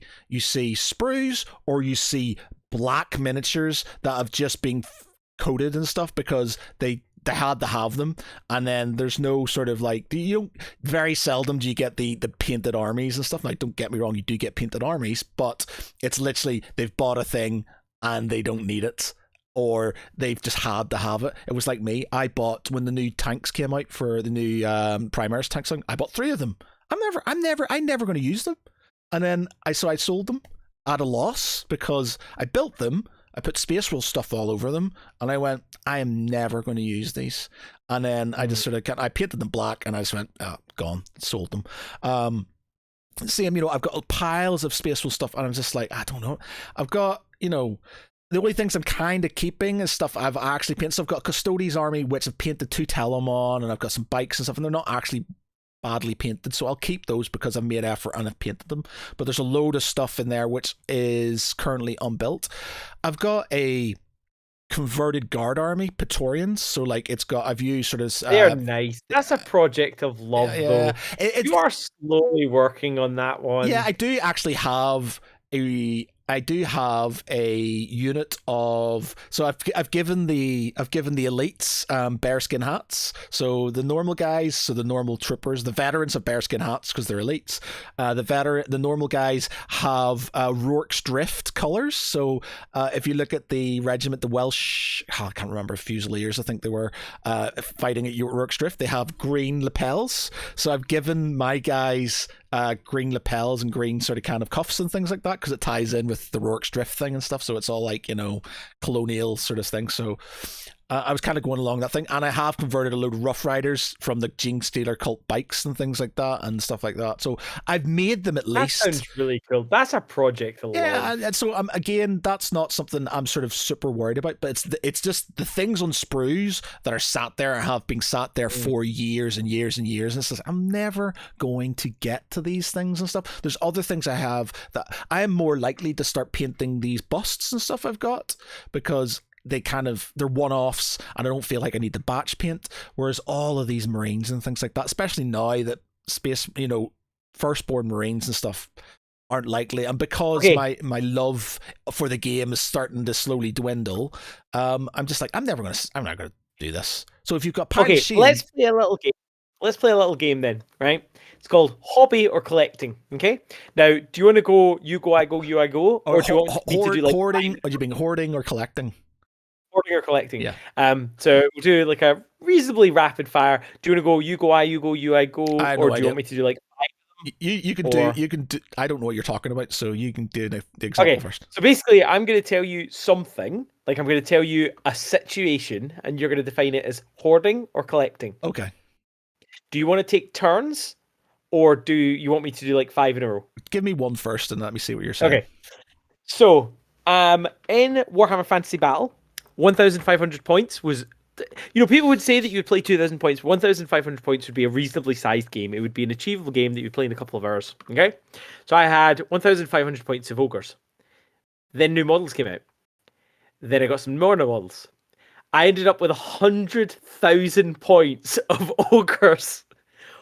Hoarding or collecting? I played one game. I played one game with 100,000 points on our pool table. Hoarding, because you've got the army that you need, then you've got and how much of that 100,000 points did you build? None of it. No, it was all built. It was all built, and the vast majority was painted to be Scottish ogres because I really love the models and I just couldn't stop buying them. But I had like 200 bulls. Like that was so you were never going to play that many things. It's like played one game with it. I did play one game with it. I did not need that many models. Yeah, I that's hoarding, isn't it? Because you don't. There's realistically, you've got no way of playing all of that stuff. Okay, Arena Rex is my favorite, hands down model range. I am a massive Gladiator fan. I absolutely love the concept. I want to make my own game, and I am making my own game, and I will. Don't know if I'll bring it to Kickstarter, but I will release this game. I don't dislike it. I just don't like it. The Arena Rex game. It's okay. It's fine. I am trying to buy every single model they release until a couple of years ago where I basically put pause on it when there's basically no pre-owned market. So I was buying them all pre-owned as soon as I saw them at a good price because each individual model is about £18. Like they're expensive. But when the new models came out and they were, there wasn't the pre-owned market, I stopped buying them. Okay. But I have collected at least 30 odd models, and I am I've got all of the fanciest ones commission painted. Wow. Collecting or hoarding? If there's only 30 of them, man, if it's only like 30 separate models, then I don't think you can count that as hoarding. Hoarding's like really going for it. If it's literally just a run of guys that there's like 30 models, like two boxes of two squads and 40k or whatever and stuff, Yeah, but what you have to remember is each of these models, like that model I showed you is like, I don't even know now. So if you go, bring it up, Arena Rex. Bring up Arena Rex and we'll have a look. Arena Rex. Arena Rex Gladiator Combat. So Web £45 for the... Oh, look at them! Just type in Arena Rex, and it's called Red Republic is the games company, and just look at those models. Oh, look, you can't tell me those. And remember, I've been collecting these for over a decade. Like those Gladiator ones that you were looking at are some of the oldest models. Those are a slightly more, they're the Greek faction. Hellenica, I haven't got them. Legio. Yeah, Legio is like the sort of the Scottish faction. Ludus Magnus are obviously the best ones. Well, its thing is, So are you going to? See, the thing is, it's like, are you going to play with all of these factions? No, but I love the models. Like this isn't like 40k where it's unachievable. Okay, so how many? I would argue that this one's collecting. So how many of these are you gonna? How many certain types of models are there? If there's only 30 of them, if there's not that many of them, then fine. There's not that many of them, yeah, but the sheer cost of them is pretty darn high. Like even if we be very generous and say I've spent 20 quid a model, that's £600 on just that many comes models. Down to is collecting, is hoarding when you're spending too much money as well. I personally put this one down as collecting because I don't feel like when it started getting expensive, I stopped. I'm behind by about 12 models and I want them, but I'll wait. I'm not in a particular rush. This guy's got his willy out. Yes. Of course, the Greek faction goes for that. Where's the gladiators? So what do you think? Hoarding or collecting? Have I done too much convincing? Have I defended my point too much? Has that made me seem thou doth protest too much? How many are in a faction? So 1, 2, 3, 4, like 5 or 6 models per faction, is it? Yeah, and then a big one. So you tend to have a faction box, 3 extra models and a big one. Hoarding means there's no, in my mind, it's like there's no stop. That you have like 5 or 6 models each faction. How many factions are there? They bring out one faction every every year, 10 or 2 years. So 1, 2, 3, 4, 5, 6, 7, 8.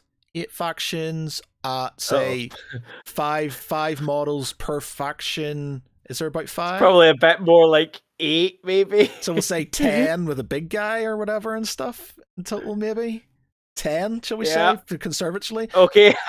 So I don't have 80 models, then I'm quite a bit behind. Then I must be at like 40 models then. Right. So yeah. So you've models. got 8 factions. Say so you know 8 factions. So that's 80 models. That's what and each model. Each model. He's not sure. Each model being $20 each. Mm-hmm. So what's that? That's $200 per faction. Times 8, $1,600. But I've been collecting them over a decade, and I'm behind, and I feel okay about it. Okay, if I think in I will be buying them all. If you're doing it, you're not doing it all the time. I reckon it's. I would say you've got like, if you're literally, it's like my Lord of the Rings collection, right? I've been collecting. I say this is collecting because I've been doing it for 20 years, and it's literally stuff I buy now and again whenever it pops up on eBay and stuff like that. And it's not something I'm actively just like, I need to have this right now. It's like, oh, that's popped up, I don't have that, I'll get that. It's like this collection, which is 21 years old, maybe slightly older than that. I can't. Lord of the Rings was 2000, I think, 2001. 20 years old. So I literally have gone out and I get these things as and when they sort of kind of pop up. So, you know, they're worth, you know, some of them worth a lot of money. The whole collection itself is probably worth a fair bit. But I would count that as collecting because it's done over a long period of time, over like 20 years and stuff like that. So with your case, yeah, fine, you got a lot, but you're not doing it in short periods of time. You're not obsessing over getting loads of stuff in big chunks at once. You're literally going, I've got this faction, I'll get them, and then the next faction, and you're sort of kind of gradually building up. So I would accept collection. Whereas if it was literally, I must have all 8 factions, like me and Song of Ice and Fire tabletop game, when I literally just went out and bought every single faction I could and all the stuff, hundreds and hundreds and hundreds of pounds, knowing that I was never going to play half of them and stuff, because I only play Starks and my brother only plays Lannisters, and you play. So you're begrudgingly giving me collecting on that one. I'll give you collecting on that one, yeah. Okay. The game that came out round about the time that X-Wing and Attack Wing was popular, and it was called D&D Attack Wing, basically. Dragons, yeah, I saw it. I bought every single dragon in one go. Didn't have a car at this point, so I had to carry it in a black bag to the bus stop. The bus was then like 35 minutes away. I never once played it. Hoarding. I couldn't convince anyone to play it, and I sold it for a loss. Yeah, hoarding. That's hoarding. Because that was just like, pretty things must have them all. And I do that. That's definitely hoarding. Yeah, that's hoarding. Animal Adventures. So if you type in Animal Adventures Kickstarter,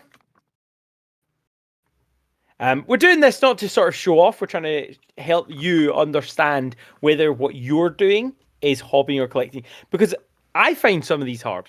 You know, this is why I'm giving Matt the opportunity to be my judge, jury, and executioner. So, Animal Adventures was a Kickstarter that released D&D animals, but where they were dogs that were the characters. So we had dogs. So like you had a golden retriever. So this is the latest one, which I didn't actually back. This is where I called a line under it. A koala, an orangutan. Yeah. So this is where it started getting silly to me. I was like, I don't care about any of these animals. I just want the dogs. D&D dogs and the otter is silly. Yes. D&D cats, D&D dogs. I crossed the line. The line is crossed whenever cats and otters are involved. As soon as you bring out a pig, I'm not interested. No. So if you scroll to their already released ones, I'm trying to justify myself. See, I can feel myself losing already. But if you scroll up to their sort of their past ones, and then if you click on there, you see this D&D dogs. Rogue. Oh, here are the dogs here. So these are, I don't think these are. No, so these are ones that you could get through it, which was irritating because this is where I drew a line because I couldn't buy just the dogs anymore. But if you go to you know how you can go up to the very, very top of the Kickstarter and you can click on like the person's page, and you can see all the Kickstarters they've released. You know how Kickstarter works. Don't give me that. You know how it works. So if you click on the creator's name, that's his Facebook. And then that's his Facebook. There should be, there you go. So it says created, 5 created, 29 backed. Not his Facebook, the bit below it. 5 created. Yeah. If you click on that, and then if you scroll down, cats, Animal Adventures, Tales of Dungeons and Doggies. Yes. So when they first brought it out, it was one box set to get the dogs. Then there was, you could back it and get both. It was box 1, box 2. So I bought both of them. I don't play D&D. I used to, and I was tempted to. And I thought, oh, maybe I might use these, but I also just love the models. Okay. Then they brought out the cat one. No real interest. So I didn't buy the cat one. Then the next one came out, which was cats and dogs. But to get all of the dogs, you had to buy a box set to get one dog in it. Then the latest Kickstarter came out where there was dogs, but there was loads of other stuff, and I was like, ugh, I don't want the majority of this stuff. Hoarding? No, because you've stopped yourself. So buying the box where I had to buy all of it to get one dog in it. All right, you did that, did you? So I didn't do the next one. I didn't do the one that you saw. But you did the one where you all the box with one dog in it. Yeah. So basically, it was the Kickstarter with the big rule book, which I gave away to Neil. Actually, Neil, that we both know, because he wanted it for the girls so they could play some D&D. But they did an expansion on that Kickstarter where it was like $30. It came with some mutated rats, some evil cats, and one dog. And it was part of the same Kickstarter. And I thought, well, I'm already buying the rules for this, so I'll buy that to get the one dog. Okay. And it's that dog. That dog is the one thing that would make me go, is this collecting or hoarding? Because that was a compulsion. I didn't back the next Kickstarter. That was compulsion. That was a need, wasn't it? It wasn't a sort of... I feel like this is my problem with Kickstarters, though, and I guess Kickstarter could be almost a separate thing where I just said to you, Kickstarter always goes all in. So that was more of a completing the all in, but I did stop. I didn't back the next Kickstarter, even though it had dogs. So where does that one fall? That one's a hard one. I gave you an easy one a second ago. You've stopped yourself, so I would say it is hoarding if you're literally... So if you've got literally all of these dogs, you're not using them. You've just, I like these models. Yeah. I've just got them, but I'm not going to use them or anything. I'm not going to, were they painted? I'm going to paint them. They really make me want. When did you buy this? I'm going to paint them. When did you buy it? You cut off there. I don't know. I can't. When was this Kickstarter? May 2019. So you're breaking up. I didn't. Oh, wait a minute. That's estimated delivery. So. Yeah, so you've probably had these for a long time now, yes? 2020. It was one of those ones where it was a year late, to be fair. So you've got basically 2 years of these dogs that you've not touched. But I have been painting other stuff in the meantime. Have you touched those dogs? Did you need them then? No. They're in my little glass cabinet, all lined up because they look nice. Hoarding. But what is hoarding then? Because like, it's getting stuff that you don't need or aren't going to use for you. If you but some stuff doesn't have a purpose, does it? I know, but like this plastic pant doesn't have a purpose, does it? Those miniatures are to be painted, surely. Yes. But okay. I just haven't got around to painting. For me, it's different. So, like in a board game, I can happily have unpainted miniatures because it's not about the miniatures; it's about the game. Whereas for you, especially you, it's about painting miniatures. So if you buy something and you're not painting it, then it's not about the things just being the things because you like painting them. So you've left it for 2 years when you could have maybe bought them later on down the line when you had time to paint them. You've just had that compulsion. You've had that need to buy it. Therefore, it's hoarding. I have no guilt over them sitting there because they're a painting project. There's something that I'm going to paint that I look forward to. I don't feel guilty about the stuff that I've got upstairs because it's upstairs, it's out of my view, and I don't sort of it's gone. It's still there, but it's like you've bought something you didn't need, and you just thought it was a pretty thing that you may or may not do something with at some point in time. It's obviously not that important to you, or you would have painted it sooner. Surely. I don't know. Like I've got like One Piece statues upstairs. Sounds like excuses to me. I bought a couple of my favorite ones. They're just for display. This is a surefire way. Somebody who's got an addiction. He's trying to explain, why they don't. Okay, we're putting that one. I don't know. I felt you've bought right. So bear in mind, right? if it was a game and you just wanted to play it for the game's sake and you didn't mind if they were unpainted or not, so that's one thing that I have. When it comes in a board game form, I'm not really that precious about the models being painted because I can, as long as I get to play the game, then it doesn't matter. That's why I love this sort of like the new Napoleonics, is they're in blue and red, and you know, I can play the game and I don't really have to feel guilty. I don't feel guilty about these models as long as they're put together. I can differentiate between what they are and stuff. I might paint them, but I can go, right, yeah, I can play this game. That's good. Whereas you bought something because you're a painter. As much as you like gaming, painting's your thing. You enjoy painting. You bought them for the specific thing of painting them, and it's taken you 2 years and they haven't been touched, which means they weren't a priority. They weren't something that you're really that interested in other than having them, and you compounded that by buying an extra box that only had one model in it. Hoarding. Okay. I bought, in the last 10 years, all 18 Primarch models, and I've painted 3 of them.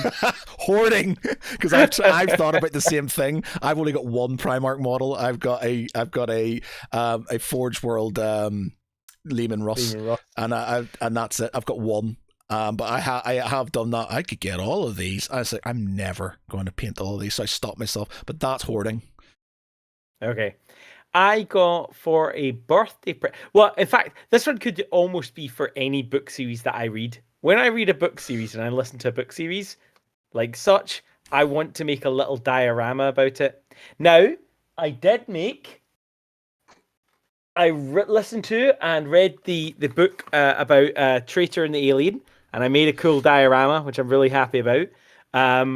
Although those were spare models that I had sitting around for Death Guard. I just haven't finished my Death Guard army just because I don't love 40k, but I buy it because I know my friends like 40k, so I want to have an army. It's another just compulsion. It's another need because they've got you by the short and curlies, as Games Workshop do. Is that hoarding? I don't know. Like, for example, I've just bought... do you enjoy 40k? When was the last time, bar the game you played with me, when was the last time you played 40k? Yeah. You. Yeah. Before that, like I said, before that, it's even further back. Yeah. Like, I don't love it. I don't love the scene, because I like tournaments play, and I don't like 40k tournaments. I don't like the game particularly. But I also appreciate that sometimes you got to give to give. If I play a game of 40k with you, and you love 40k, and I'll do my darndest not to ruin the game for you, I'll play it, you know, as best as I can and not try and complain about it whilst playing. Afterwards, fuck it, I'll complain all my heart out. But during it, I try very hard to not take away from your win, but on the understanding that next time we'll play a game I love. So would you say it's hoarding for me to buy an army to play a game that I don't really want to play? Is your intention actually to have an army, or is it because there's a pretty thing that you like the look of? No, I have no impulsion with 40k models. For the 2 armies I've got Tau and I've got Death Guard, and I will play those, and it's fine. But they don't thrill me. But if I read a book like this, or a book like have you listened to what's his name? He's the Inquisitor. He may or may not be a heretic. Eisenhorn. Yeah. And of course, they've released a Black Library model for Eisenhorn, who you can kind of proxy in for an Inquisitor, I guess. Like, I want that model. I haven't bought that model, but I loved the book series. Is buying the model purely based on loving a book series hoarding? No, because I think as long you're not, it's not if you're buying it, hoarding is buying lots of stuff and having no control over it. If it's something you're actually... But if it's lots of little things, it could still be hoarding. Yeah, but it's one model. If you read 100 books and you buy 100 models. Again, I think it's with hoarding, it's short periods of time, lots of stuff, no control. Whereas collecting is over a longer period of time with control. You know, you're putting more thought into buying things that isn't just pretty thing. Would like that, you know, it's compulsion. Whereas collecting, in my mind, is having something that you care about, you will sort of look after and you put thought into and stuff, you know, like my Lord of the Rings. I don't see why the dogs, by that definition, don't get away. I bought the dogs over a period of 2 years when the cost No, no, no, became no, too no, high, no, I stopped. no. You bought the dogs in one chunk, all of them, in No. It was 2.5 different Kickstarters. 2.5. One of which was just one dog. That was part of a Kickstarter where it was like, it was like $50 to get So absolutely everything you had versus $40. you had two Kickstarters. Bearing in mind, Right. you couldn't buy these things all there. So you see where it's different with Kickstarter is because you can't go to a shop and buy these things. You have to wait Right. for the Kickstarter. So just because the And it was a Kickstarter, Kickstarter exclusive Duke. You could only get the dog yeah, if you bought the expansion. So yeah, instead of you had no $40, it cost option. you $50. And then I'd still class it as hoarding because they've come as soon as it was available. You're like, I have to get that thing straight away, and there was no sort of like you backed the Kickstarter. There was no going to a The shop and Black buying it. Library model of Eisenhorn is a limited edition model. Yeah. Well, it's like if you're doing it all the time and that's all you're doing. Like I do it with the But I feel like it's the pebble approach. We have to try and work out what is the symptom of the pebble that causes the avalanche. Like, I didn't buy Eisenhorn, but I did ask for my birthday the new Gaunt's Ghosts. I plan on making them into a diorama. I still haven't yet, but I love the Gaunt's if it's series. a birthday present, I think hoarding is something that I think if it's a gift, fine. It's adding to whatever you've got and stuff, but it's not something that you have intentionally sort of somebody's given it to you. You might have asked for it maybe your birthday. For me, you still asked. yeah, I know, but it's like when I'm like I don't. There's not loads of stuff that sort of I need or want, and so I just ask for like Song of Ice and Fire stuff for my birthday or Christmas and stuff or things like that. And I know I don't need them, but it's like I can't think of anything else, and it is stuff I kind of like. So it's just like and I'm not sort of buying it, so it's there. Now it does it adds to the pile, but I suppose it is hoarding in a way, isn't it? Okay, so I bought Mythic Pantheon. I'm a massive fan of the Greek mythology. Yeah. It's a really good game as well. It's a massive, massive game. £300 for a single game, or it might have been more than that. I'm sure we worked it out, and it was something horrendous. Once you included postage, heck, it might even been like £500. It was horrendously fucking hell. Yeah, it could have been. Right, wow. But I really enjoyed that game. I don't get to play as much as I wanted, mainly just because life's gone on. But when I got it, I played the hell out of it. I've also painted, I would say 50% of it at least, and I really enjoy painting it. But again, because I haven't had a chance to play it in a while, the painting urge sort of goes away. They then released the second one, Ragnarok, which was less. It was definitely less because I remember going, I am not buying the all in. I am not buying all the extras. I'm going to control myself. But I reckon it was still like 300 quid. Let me just check. To get everything. I'm just checking the Mythic Battles Pantheon. Is that it? Mythic Battles Pantheon, yeah. That can't be. It's the core sets. Yeah, scroll down to the all in, mate. It's not letting me go any further. So there should be one called All In. No, it's not. Well, it's certainly 80. Hang on, are you on the 2.0 one rather than the? Oh, is that what it is? Is this the original one or is this the reprint? One or is there 1.5? Is this the one you're talking about? Yeah, no, 1.5 is the reprint. You want the original Mama Jamma. So if you go up the top and then click on the let's see, all in. Yep. Waiting for your okay, so this is it. This is somebody selling it on eBay for $450. So that's going to be under the price of easily could have been $500. When you included shipping and taxes, it would have easily been that. That's not even a complete set. They're missing tons of stuff. All right. Okay. Kevin says, collecting or hoarding to go all in on a Kickstarter when you're unlikely to play through all the content. I'm looking at you, Monster Hunter, or even Zombicide.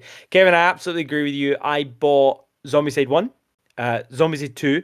I got Zombicide 2, and I couldn't get one model. I couldn't get the Sheldon model for the Big Bang Theory collection. I started and still run, I think it's still the biggest Zombicide group with almost 9,000 members just to get one model. I couldn't get that one model through a hissy fit and sold it all. Really? That's season 1, season 2, season 3. every model apart from this one model that I couldn't get hold of. Yeah. Yeah. I think there's I'm not asking about that one. That one's Hoarding. I don't need to be told for that one. Yeah. It's like, for me, buying every single faction for A Song of Ice and Fire is Hoarding. I love that game. It's an amazing game, but I don't need that many. In my mind, all I was thinking was, yeah, well, what if I have friends around and they want to play a different faction, or I'm trying to get other people into the game, then they can try from different factions. But I think that was me just justifying to myself that I wanted all these pretty models and stuff. And it's just like, and I've sold.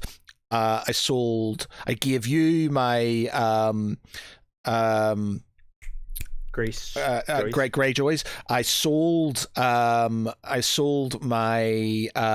Baratheons. I sold my Free Folk. Did you sell them?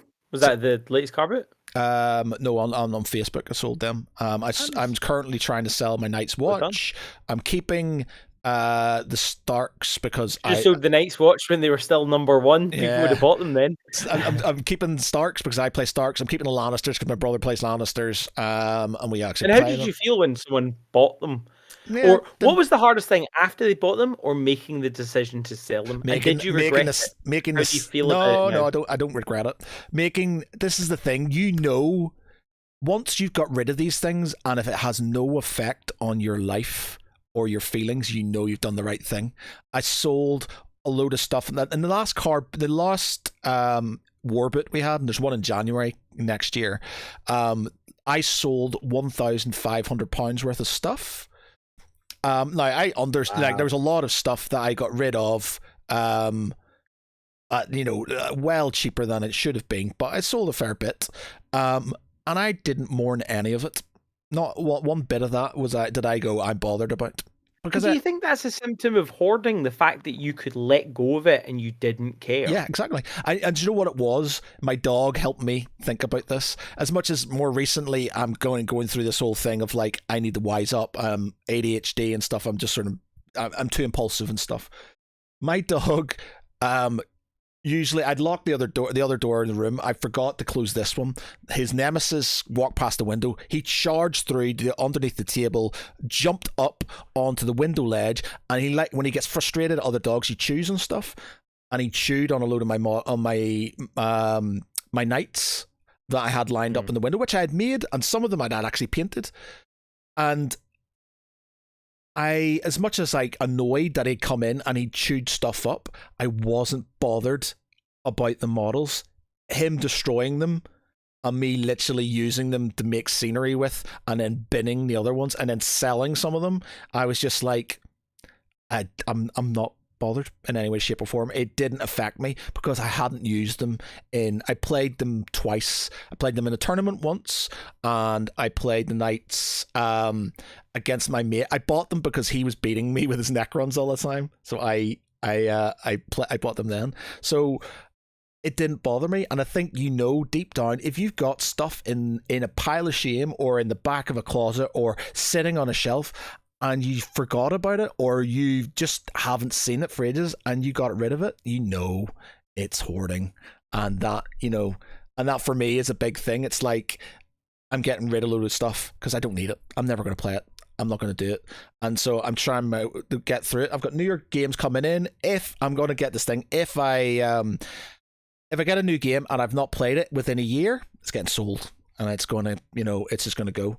Like, so I've got that, I'm actually pointed up here. I've got the Sniper Elite game, which has come out through.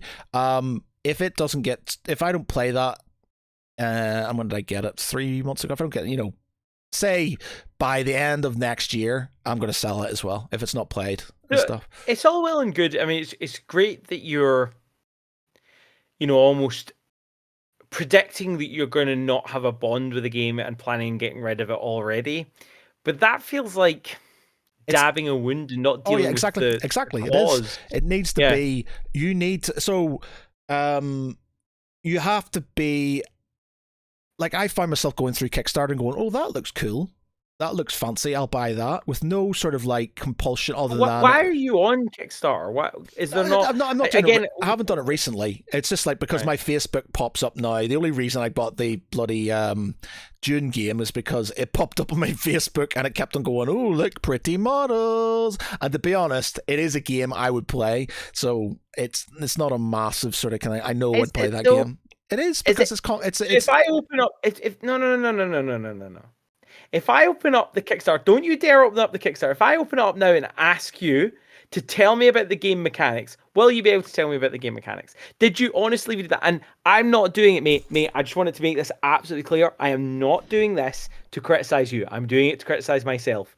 If you asked me the mechanics of the mod starter game, I couldn't tell you what the mechanics are.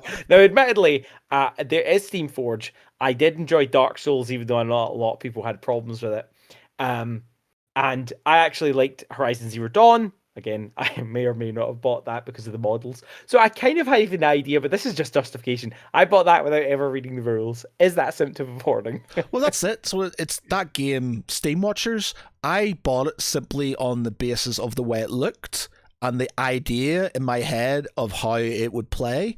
And then I got it and I started reading the rules properly and stuff. And I went, all right, that is okay. It's enjoyable, but I'm not going to be able to play it with the way I thought I would be able to play it, and therefore I'm going to get rid of it. So do you think that you should have read the Kickstarter closer? Yeah. Well, I should have looked into the rules. I am, and sort of read about how the game actually played. It was literally just a case of pretty models. Oh, look, it's got a map which looks like it's conquest type stuff. It's going to be like Axis and Allies, but with dystopian sort of kind of things, and it'll be like that. But it's not. It's not like that at all. So my worst thing about Kickstarter used to be how I would treat it. I would skim through, I'd find a cool game. I would then click on the button for follow or remind me in the last 24 hours. Forget about it completely, planning on reading about it. Then I would get the reminder about the 24 hours. And whenever you get that reminder, obviously you're never free at that point, are you? So you just sort of forget about it and then you realize that you've got no time at all. You don't read the Kickstarter and you just bid it. Would you say that you've ever done that? Yes. Yeah. And again, I wish Kickstarter. Again, it's not Kickstarter's fault. I don't want to. It's your fault. I think you have to accept responsibility. I think this is it. There's a lot of things that people like to blame in general in life. People like to blame other people for themselves, and for me, there was always that sort of like, I just have to take responsibility for my actions and stuff. In the end, fine. I can get annoyed because companies like Games Workshop, they do power creep, which makes you want to buy new armies and things. And I can get annoyed that, games like Magic the Gathering or Champions and stuff, they're basically peddling paper crack, and, you're not helping people who have addictions. But in the end, as a person with the responsibility and the money, it's up to me to try and deal with this situation. It doesn't matter. I think there has to be some sort of like responsibility from companies to understand how people like us sort of react to these things, but also it's up to us to have responsibility for hoarding things and stuff. And it's like, it is like, I like Lord of the Rings collect living card game, right? And this is another example and stuff. And no wonder my last ex left me and stuff, because it's just like, it was just, I just remember going, my friend said about the Lord of the Rings collectible card game, and I was like, oh, that cool, that looks cool, I'm gonna buy a load of that. So I bought it, and then it came in and I went, oh, it's a cooperative game. It's not a against each other sort of game.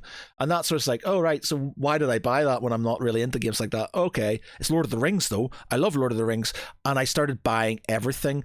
And then I realized that I couldn't, some of the runs had stopped because Lord of the Rings collectible card game had started like years ago. So the run, I didn't have some of the previous runs, so I was going on eBay trying to find the runs to get all of them, and then I was going on different sites to try and get all the different runs, and I literally blasted through about $1,000 in the space of 3 or 4 months. getting all of these games, and I got everything up to date, and I had the entire collection unopened in cellophane, and I just had these big boxes, and I remember moving into this room with these boxes, all these Lord of the Rings collectible card games, and I went, I am never going to play this game. It's a shame because it's a really good game. Yeah, It genuinely is a good game. I'm never, and I had everything. I like everything up to date. And then I was just like, I am never going to play this game ever. I'm not really into sort of cooperative games where you're playing against the board game. It doesn't really do a lot for me and stuff. So I'm just like, why did I do this? And I literally just blasted through money, which I could have spent on my house, and I ended up selling it for about 700 quid. So I lost about 300 quid in the grand scheme of it and stuff. And I just sort of had to get rid of it because people were just I was basically getting I'll have that bit of it, or I'll have this bit of it. And I was just like, I can't have this left. So I said, buy it all. And somebody who buys it all, and the only offer I got was about 700 quid. I said, right, get it out of my hands, have it all. There you go. Jump. So 700 quid. I lost about 300 quid on it. And that was compulsion. That was hoarding for no other reason than it looked cool and I wanted the thing and I needed all of it, and I did. And that was my responsibility. And it was just grim. I don't think, that was completely me. And that was just something that I sort of needed to realize. And it's, again, there's a lot of things. Does anyone in the chat have an example you want to tell us about? Like if there's a particular time, obviously it is a very sensitive topic, or any other symptoms that you guys are sort of thinking of. Is there any symptoms that you're thinking? Because that's what this episode is really about. It's understanding when does hoarding or when does collecting become hoarding. I think in gambling there's a sort of there's a phrase, isn't there? And it's like, when it's no longer fun, stop. Yeah, but it's hard to tell when it's not fun. The thing is, man, I've done gambling, and granted, I've never been like, I could tell if I got into it, I would probably do myself a mischief. But yeah. I did, like, many years ago, I used to do poker, and I had to stop myself because I won some money, and then I think I had like a hand. I was like, I had a full house, and I was like, I'm fucking winning this hand, and I put a load of money in, and I lost it to a guy who had a full house but slightly higher than mine, and I was just like, oh shit, well, I'm not bad, I can win this back. And I started chasing it, and then I realized that I was losing money, and I was just like, shit. And I've caught myself on a few times when I've done like lottery things, the scratch cards, where I've won a bit of money and then I've lost a bit more. And then I was like, oh, I'll make it back by trying another one. And then you lose a bit more. And then you realize you're just like, I'm just doing myself more. So I stop. What is the equivalent of chasing then in the hobby? I wonder, for example, I picked up, someone was selling a very good deal, £15. Included the Tallyman, included Petrifier, something or other, Biologue, just Petrifier. Each of those are like 25 quid each new. And it also included Lord Festus, which I do need because I chopped him up to use in a diorama.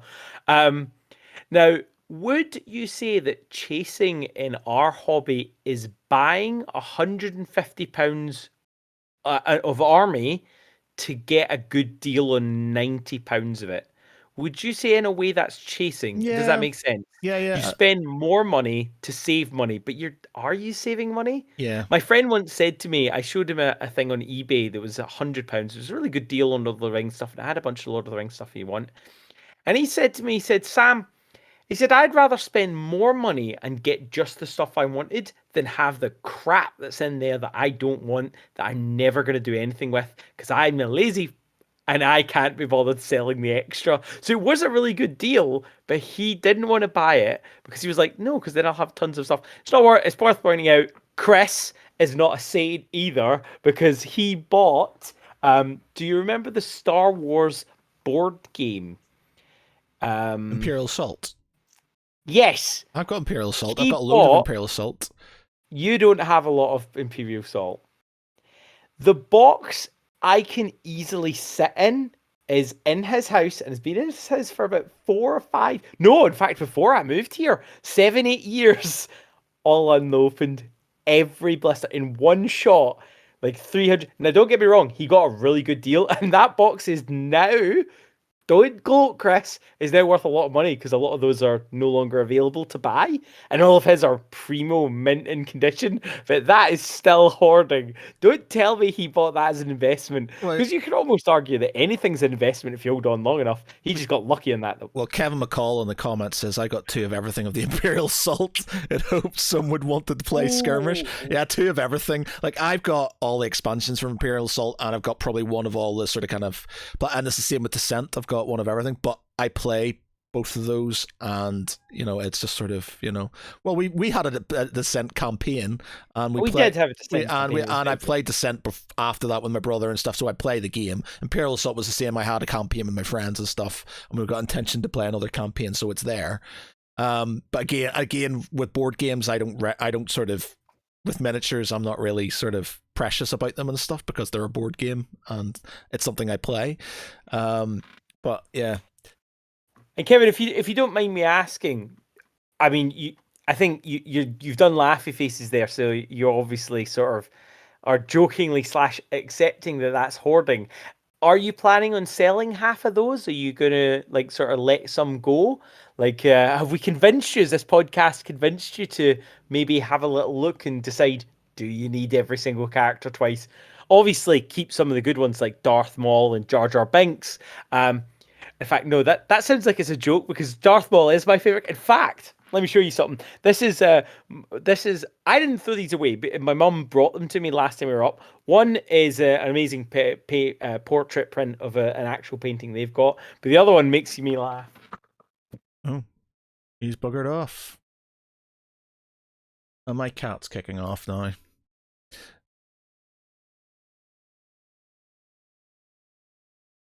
So, in case you were wondering what my favorite character was, I had that poster. Full size Darth Maul. Yeah. Like, this thing is at least 5'10", if not 6 foot. Definitely one of the best Star Wars bad guys. Obi-Wan. Yeah. Obi-Wan Kenobi. That's Although Obi-Wan I didn't Kenobi. have Obi-Wan on. But no, that wasn't. I wouldn't say that's my hoarding. That's just, you know how you leave stuff at your parents' house and then they come to your house and go, I found your shit, take it. It's now part of your house. I don't know if I can bin this though. I had it for such a long time, but at the same time, I don't really want it hanging up in my house. Oh, check this out. Actually, we're just talking about old stuff from your house. Bear with me 1 minute. Right, give me 1 minute.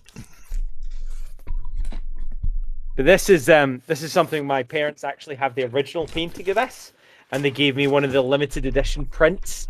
And obviously, any good Scot knows Tam O'Shanter. Okay. And this is an actual painting. And my mum once said, she was like, what would you have if we died? And I was like, I'm having those Tam O'Shanter paintings. I've got my mum forced me to clear out my room. And so my dad was into sort of kind of board games and things like that. Now I've got 2. This is bag 1 of 2. But I've literally got, which I don't think... This is a game called Frigate. Oh, wow. This is a game called Frigate Sea, and it's from... Oh, what year is this game? I'm going to try to open up. This has got to be 60s. Let me see. Where does it say? Oh, it's got to have it. What's the... It's going to be like 1980s. No, it's not. It's not 80s. It's well before that because my dad and my uncle used to. Well before it. Yeah, because they used to play them. Let me see. I've got the rule book here. I'll probably have. Sounds cool. It's let me see. Fucking hell, man. This is like yellowed and old. 1974. Wow. So this. But at what point does something become so old that that's like a family heirloom? But family heirlooms can be hoarding as well. So I've got that. I've got the box of the game Diplomacy. Yep. Remember the game Diplomacy? So I've got that, which again is a 70s version of it. I've got another game called The Winter War, which is basically Russia. The Moscow Campaign, which is another one from the 70s. there. This was called the Moscow War from the 70s. How funny is that? Sorry, I've just found this. There's a Beano bat halfway down. You've ruined its The value. Masher. So yeah, I've got all of these games that are my dad's, which I probably never play. Yeah. But they're, because they were my dad's, I've sort of kept them and stuff. But I've got another one. Like I've got a game. So it's something that's sentimental value. Is that hoarding? Yeah, well that's it, is it? And it's just like I don't know where I'm going to put these. I'm never going to play them. And they're like a lot of them are like dog-eared and probably not great. Probably great worth state. seeing if anyone wants to buy them. It's probably worth. Someone will offer you £5 and you'll find out it's worth $500,000. Yeah, I've got a game called Outrage, right? And it is a game I won in primary 7 in school. Basically they had this game called Outrage, and it's basically about stealing the crown jewels. And it's like you go around what's it called? Where are the crown jewels kept? Tower of London. You go around the Tower of London and you roll dice and you pick up certain cards to sort of help you steal the crown jewels. And there was a competition, and the winner was meant to go to London to play in a championship at this game, and you got a trip, and you got the game, and you got this little travel edition. And I won my playoff in school, and so I got the game, and I got a little travel edition of it, and I've still got it, and I only played it like once, and wow. I've got it, and again I had to bring it back with me and stuff. But that's from 1988. No, not 1988. I would have been when I was a P7. I would have been for a 1991 or something like that. So. The year I was born, you won that. Yeah, yeah. So it's 30. 30 Kevin says, haha, no, I've got a 1 week, one child now. I'm hoping someday he might want to play it with me. In reality, though, yeah, I'll probably sell half of it, although I'm probably very lazy. It's true. It's true. I mean, we might want to do a podcast.